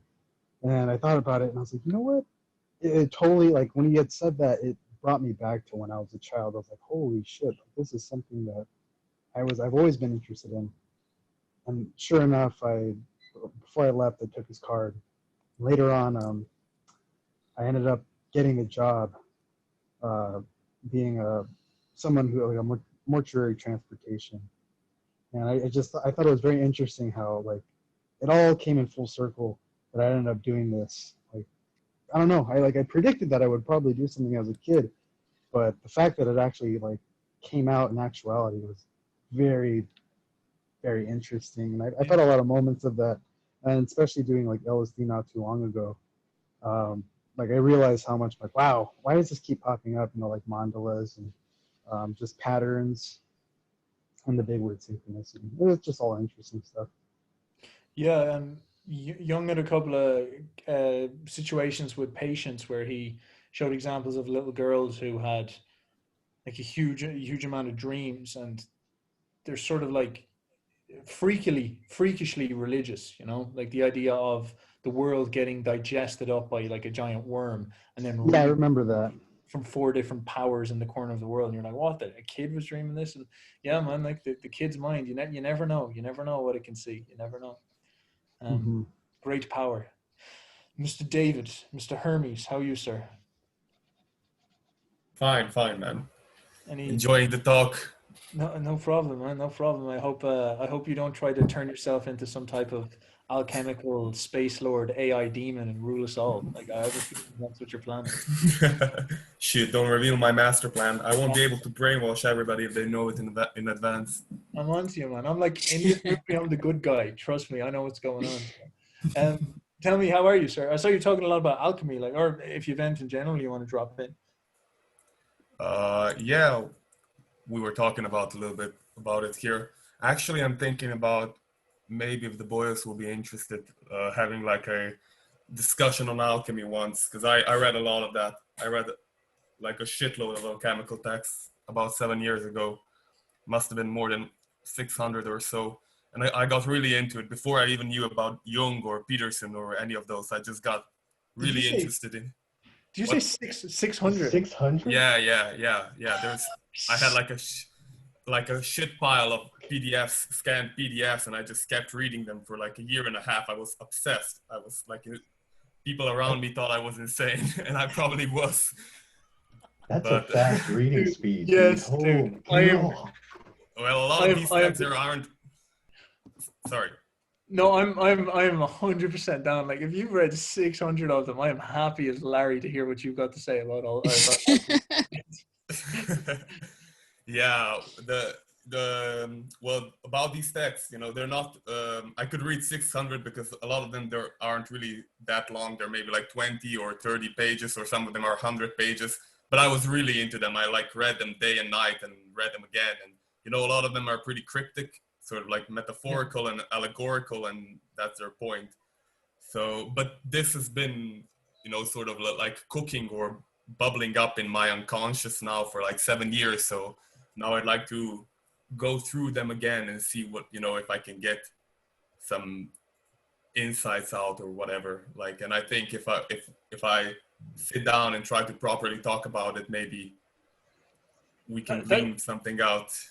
That could be genuinely a really interesting Boyo project if anybody was interested. And perhaps myself and yourself can just book a call and we could record it and see if it's what it's like, and if it's good, we could throw it up somewhere. And we could just ask, like, I'll just interview you like I do with people and be like, say Boyo alert, or I'll delete the call right now. And then you're like, all right, Boyo alert. I'm like, all right, cool. Tell me about the 600 books you read about alchemy, and get into that type of stuff. So that could be interesting. That could be really interesting, because I know Jung has a lot of takes on that, and very interesting theories. And the thing is that I never really tended to touch it because it is actually just so esoteric that I think I assumed that people wouldn't get it. But the more I've thought about it, like especially when you get into the lapises, like the artificial intelligence at the end of time and all that stuff, you start to realize that it's like, God, there's actually a lot of coherence to this. That's absolutely amazing. So, yeah, that'd be really cool. That'd be really cool. Yeah, I'd be interested in that. Oh, were you able to read their original language, or did you have to? No, I mean only the English one, like George Ripley and guys like that. The one written in English, but there were Latin texts and German texts and French texts, but I can't read any of those languages, so I took up translations. And did you get Slovenian translations or? No, English. Okay, Apparently Latin sort of fun, because you know the way English is now turning into this like, I guess you could say global, but definitely pan-European language at the moment. Latin used to operate as that. I'm sure we all know. And it's actually a really, really Yeah. interesting language. I would love to look into it because apparently if you know Latin, it's very easy to read a lot of, like it would be very easy to understand alchemy because almost all of that stuff is got some type of Latin roots. There's a lot of Latin text. Yeah. A lot of it is written in Latin, and at least there's like proverbs or something like that in Latin.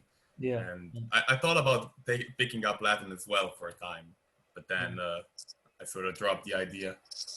I tried to learn a little bit, and you end up dropping it. It's when you don't have enough consequences to learn it, it becomes a bit of a tough one. Yeah. Who we got? All right, dude, that's definitely a plan. And if any boyos want to get on and like do that as some sort of project, yeah, definitely hit Hermes up in Discord and you can have a chat about it because it could be something really interesting that might go somewhere. Really is one of those things that's just wild enough that it just could. Yeah, that's really interesting. What, you're interested too? No, I just said that's really interesting. Like the whole alchemy and versus Gnosticism and whatnot. Yeah, it's crazy stuff. It's really, really cool. Yeah, I'd be interested to do that. But it's been, I'll say it's been about a year since I went through Jung's work on alchemy. And I think I read a few things or commentaries by Marie-Louise von Franz. But it's been a while. I'd have to, and you have to get into the whole, like, they have their own language of speaking. But I'd be more than happy to do that if you. Actually, I would have to pick up Jung's work on alchemy as well. I haven't read anything by him on alchemy, just like fragments and stuff like that. So maybe I think I'll have to pick that up as well to see, because I've heard things about, Mysterium Conjunctionis, that book Peterson said is really difficult, and I sort of picked it up a bit, and it's not that difficult for me to understand because I get the allegories, I understand them, and so that's the advantage, but I still have to dig into Jung and his exact thought on alchemy. Talk to you later, Neil. I'll talk to you later, bro. Don't worry. I find it so funny that it is probably Jung's most difficult stuff because of all the references, but you're probably going to be like, it's actually a breeze, bro. Like it's not too bad. Dude, the footnotes are as high up as the actual text. It's crazy, dude. But yeah. That could definitely be something we chat about. That could be really, really cool. Sweet, gents, sweet. So, Max, just before I bounce off, how are you, sir? Tell me about Bardissimo. I'm good, man. How are you? Yeah, I heard our boy. I don't know, boyos, did you see that? But the last guy I interviewed on the Boyo Cafe, he's having getting cancelled over there in Sweden. He may have spoken when he should have been listening. Yeah. It's unclear. He says that it's been like a process over the 3 months. And it's not the fact that he tweeted negatively about the Black Lives Matter things. So I'm not sure what's up, but it was very timely with his tweets, but I don't know. I'd say he seems like a very outspoken person. Let's put it this way. And he says now, right, that he's gonna be. You've seen nothing yet because TV4 has been like holding him back. So now he's let loose. Yeah, he's an interesting dude because he's very smart, but he's got like this sort of. He's gay, all right. So you'd imagine that he'd sort of get the gay pass, but it turns out that like. The gays aren't as privileged as this new thing now. So you throw the gays under the bus for the new thing. Oh shit! You mean like that? Yeah. He's still getting shit regardless of it. Yeah, but in Sweden we don't view him as gay really. That's just been. Oh well, I hope. Okay, or I'm sort of going off the way he talks. That I'm assuming. I don't know for sure. So if he's not, he worked as a prostitute in the red light district in Amsterdam when he was younger. Oh my God, what? He worked. So I'm assuming a male prostitute. Yeah. All right. Jesus, I didn't know that. Yeah. So it's the blue light district then, right? I think. Red. We say red. Yeah. That's why I like if you're gay, it's blue. I think. Oh right, all right. I'm afraid I don't know the subculture well enough. Yeah. That's interesting, man. Holy shit. Well, thank you for putting me onto an interesting character. Like that's 10 out of 10. My pleasure, man. It was nice seeing you talk with them. You know, too bad it was too much jargon. Yeah, like it wasn't awful, but it was just I found it very hard to pin him down, and I'm not sure. I'm not sure if people would be into that. I'm not too sure. It was he definitely, he was the guy who sort of opened me up to the idea of talking about Marxism a bit more and looking. I was already tilting towards the idea of reading some postmodernists and leftists like Foucault and Steelman, and I read Foucault and I was like, oh, that's actually, like, he's got some really interesting ideas about the idea of, for example, public executions.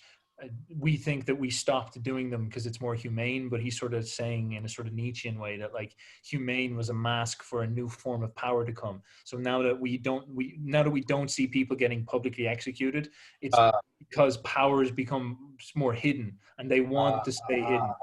These type of things. Yeah. So and then, like, Bard sent me on that tilt, and then I read some Marx. I was like, Marx has got some interesting ideas, most certainly, but you got to be careful with this stuff. I don't know. Anyway, thank you very much, Max. How's the? That's awesome. Like, if you go outside of like Nietzsche, Jung, and Freud and stuff, like, that would be great, because, like, when you talk about stuff, I get them, you know. So I mean, all of the Nietzsche, Freud, and Jung, it's super nice, and that's what brought me to the channel. But if, like, you venture outside of that, I would appreciate it a lot as well. Boyo Marxism. That's what's going to happen next, yeah. Exactly. Yeah. Or even like Foucault. Like, if you talked about Foucault and stuff, that would be super cool. Definitely. I might do something. I'm not sure which channel I might do it on or what's going on, but maybe I might do something where I give my take on all that stuff. Dope. Or Kierkegaard. Can't you talk about Kierkegaard?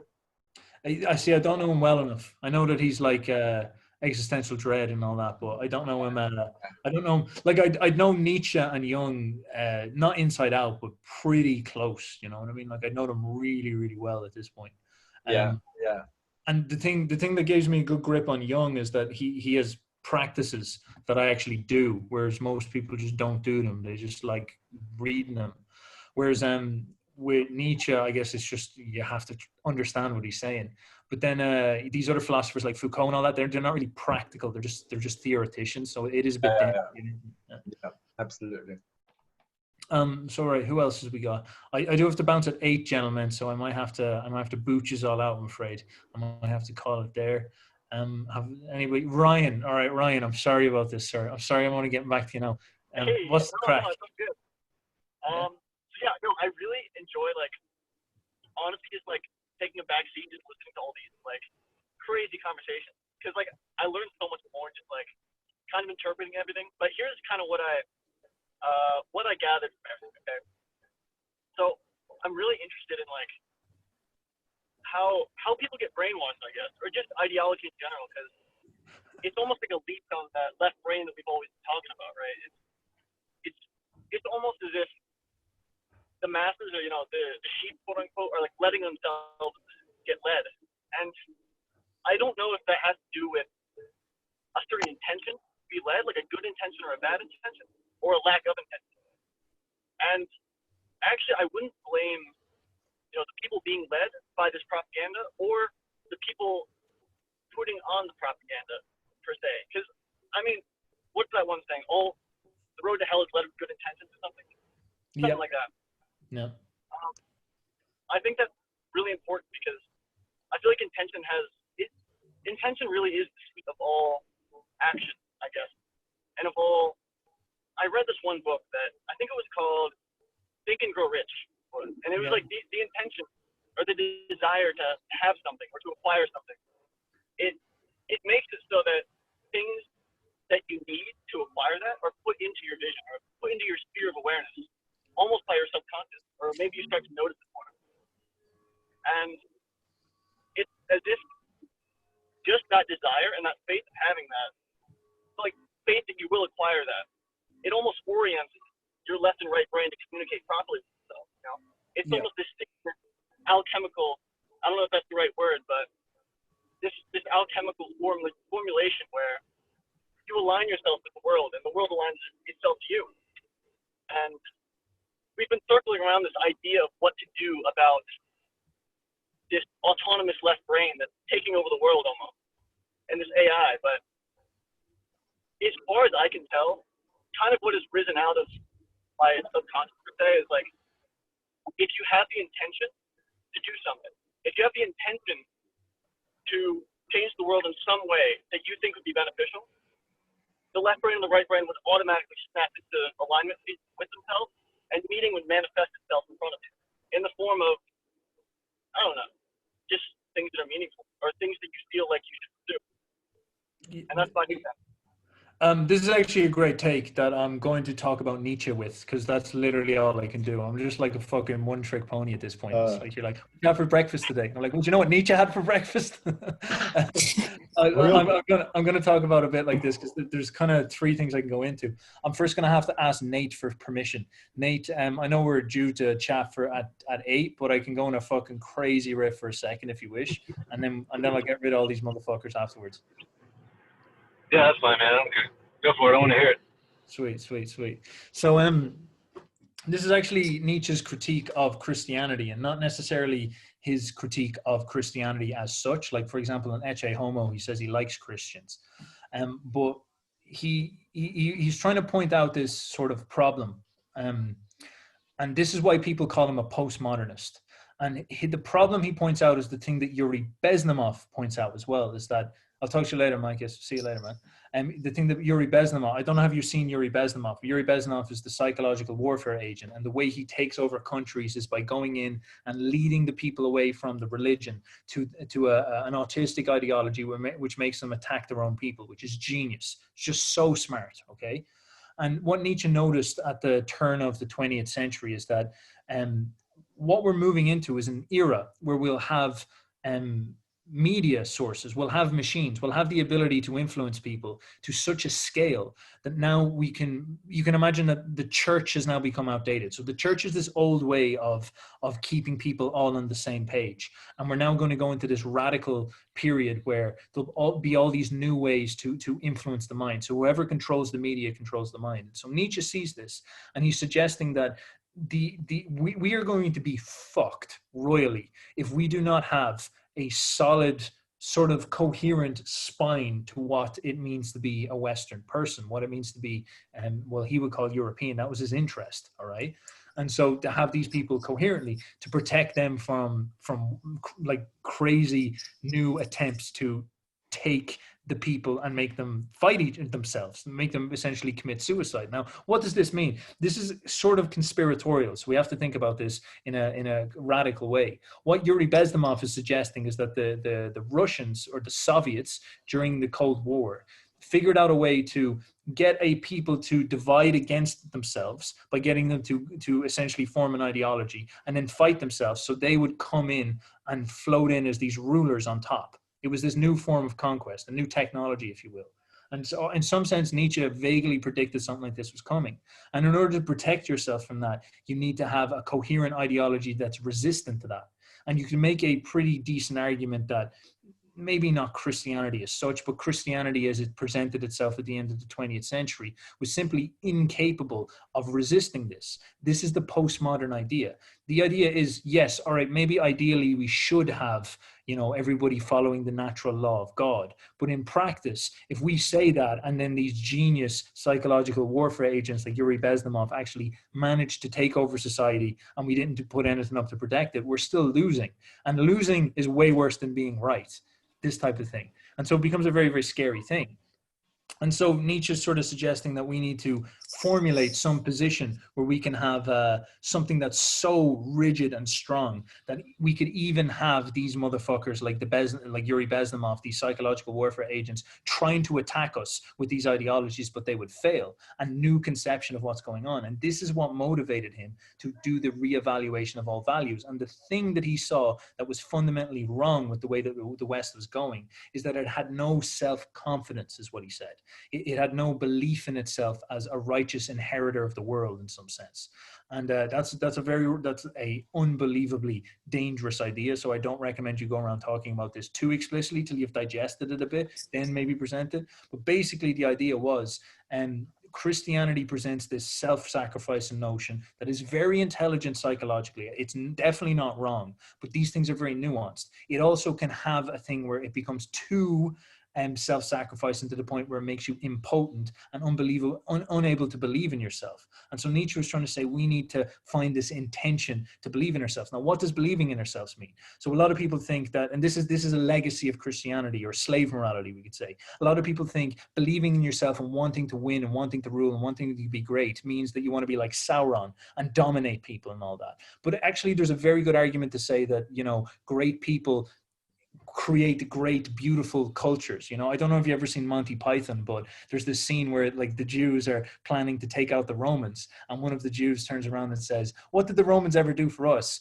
And then one of the other guys says, "Oh, they built roads." And then another one goes like, "Oh, the tax, oh, the healthcare systems, oh, the hospitals, like all this other things." And then the guy's like, all right. Well, apart from the hospitals, the roads, the coliseums, the public health systems, the police, what did the Romans ever do for us? And it's this type of thing. Like, there's something natural and good in you that you can create beautiful and powerful things, even for other people, even if you're being maybe a bit civilizing around them and all this type of stuff. And this is almost to believe in your intentions, believe that you are trying to do something good for the world in a weird way. And he saw that we essentially lost that. And so a very, very complex, difficult problem is this postmodern thing. Is he said, sadly, because we've lost that, I know ideally we want that put back in place, or we'd want to go back to Christianity, but we're in a position now where there's these forces put into play where people are ideologically not self-confident and atheist at the same time. He said that Christianity is falling, belief in God is falling, but there's a rising in religiousness. That's rising up right now. He put in these institutions like the media. All of this stuff is coming together like this perfect storm to create what we call the postmodern problem, where no one knows what to believe in, but everybody has a sort of cult that they're part of. And a very complex and difficult problem is asking yourself, like, what's a simple consolidated worldview or religion. Worldview, I guess, is probably the best way to say it, that we could center ourselves on to give us a stable spiritual foundation which to carry ourselves, so that we don't constantly leave ourselves open to what you could call ideological subversion or silly things that might arise up in a more pernicious way, which is just because think about these subverters. They're not inventing ideologies. They're finding biases inside people and exploiting them. If you resent the rich, they're going to come in and make you hate them more. And so in some sense, this is what he's trying to say, is that if you want to survive the next 200 years, you're going to have to figure this problem out. This is the core problem. I know you want an absolute truth, but I'm afraid there isn't going. The game you're going to play is not going to be about absolute truth. Maybe it will, but you're going to have to digest the postmodern pill in some sense, and that's what I'm starting to understand about him. And I think what you're describing about intention is very, very tied to what he was trying to say. And like whatever you think about Nietzsche, that's an unbelievably intense and intelligent thing that he pointed out, and it's proven to be true. You know, so there's my take on all that, gents. I don't know if you've any last thoughts. I do have to chat to Nate, I'm afraid, but yeah, that all right? That was amazing. Yeah. That was like really profound. That really hit me right there. It's crazy stuff, dude. It's crazy stuff, and I don't know. It's scary because this is big. This is big stuff that I don't think anybody has a good answer to. So I don't know. Yeah, we'll see what happens. Actually, if you don't mind if I try to give it an answer really quick, just off the top of my head? Like, so this problem of intention and what to do with it. Because like you said, and you framed the question really beautifully, by the way. Like, how do we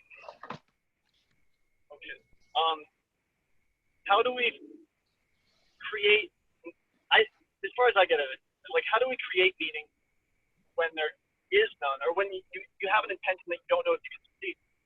And I think at least the partial answer to this, for people who are like right now in the present situation of our culture, is to have a belief, or have an intention, have a belief that you can do it, then put yourself in a situation where you could very well fail that.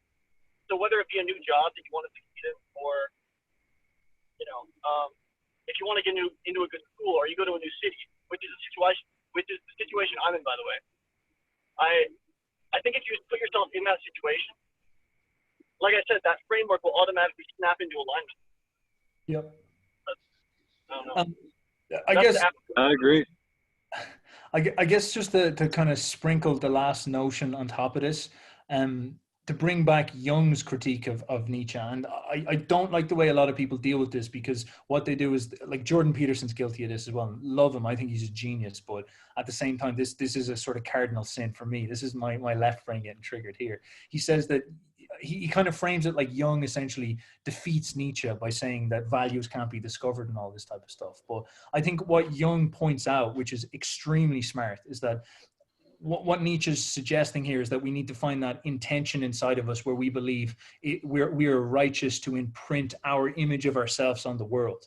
We're righteous to express our rational pride. We're righteous to believe in ourselves that we can bring juice into the world. And that's a very, very complicated thing. But think of it this way, like, because that sounds like take over the world and all this. But think of it this way.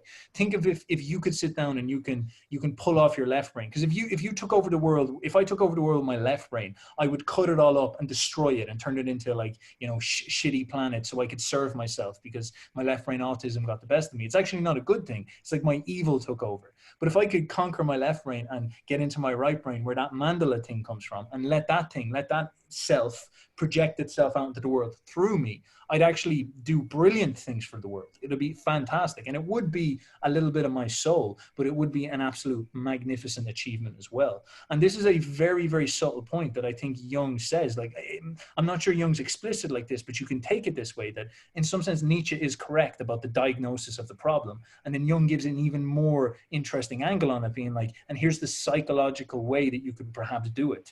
And if you can scale that psychological behavior to a culture, have a whole huge group of people allowing their Mandala minds to project its image onto the world, you would probably start to see something close to what we are understanding as a solidified and stable worldview or energy or creative spirit, literally a spirit, I guess, that would be very, very resistant to what we would call ideological subversion or activa measures, as they say in Russia. And that's a very, very interesting and subtle point. And I think if you digest that and put it into practice, like, you don't really need to understand this, but put it into practice, you find what we could call pure intentions, which is, I think, what we're sort of missing. So on that bombshell, gents, I do got to go. Thank you very much for your time. Your various parts of the world as you're doing stuff. I hope everything goes well. I hope you have a good day. And I'll talk to you in a bit, gents. Hey, boys. See you later, Yeah. gents. Easy, guys. All right, bye. And all right, I'm gonna have to boot you all. Oh, Nate's gone. All right, well, oh no, Nate's there. I'm gonna have to boot you all out because I want to chat to Nate, and I'll see you later. Bye, everyone. Blah, blah, blah. Au revoir. Au revoir. Au revoir. Au revoir. Au revoir, mate. Au revoir. Simple as, mate. Fucking au revoir. Yeah. One fucking sure, mate. One fucking sure, mate. You sell bread in this fucking bakery, yeah? I'll talk to you later. I'm gonna boot you. I'll talk to you later. Mr. Peace Dogs, I'm gonna boot you. Mr. Dionysus, I'm gonna have to boot you as well. Au revoir, mate. Oh, mate. I'll talk to you later, mate. Bye-bye. Bye-bye. Au revoir. Nate, could you give me What's up? Could you give me just 1 minute to go to the bathroom? I'll be back. Sure thing.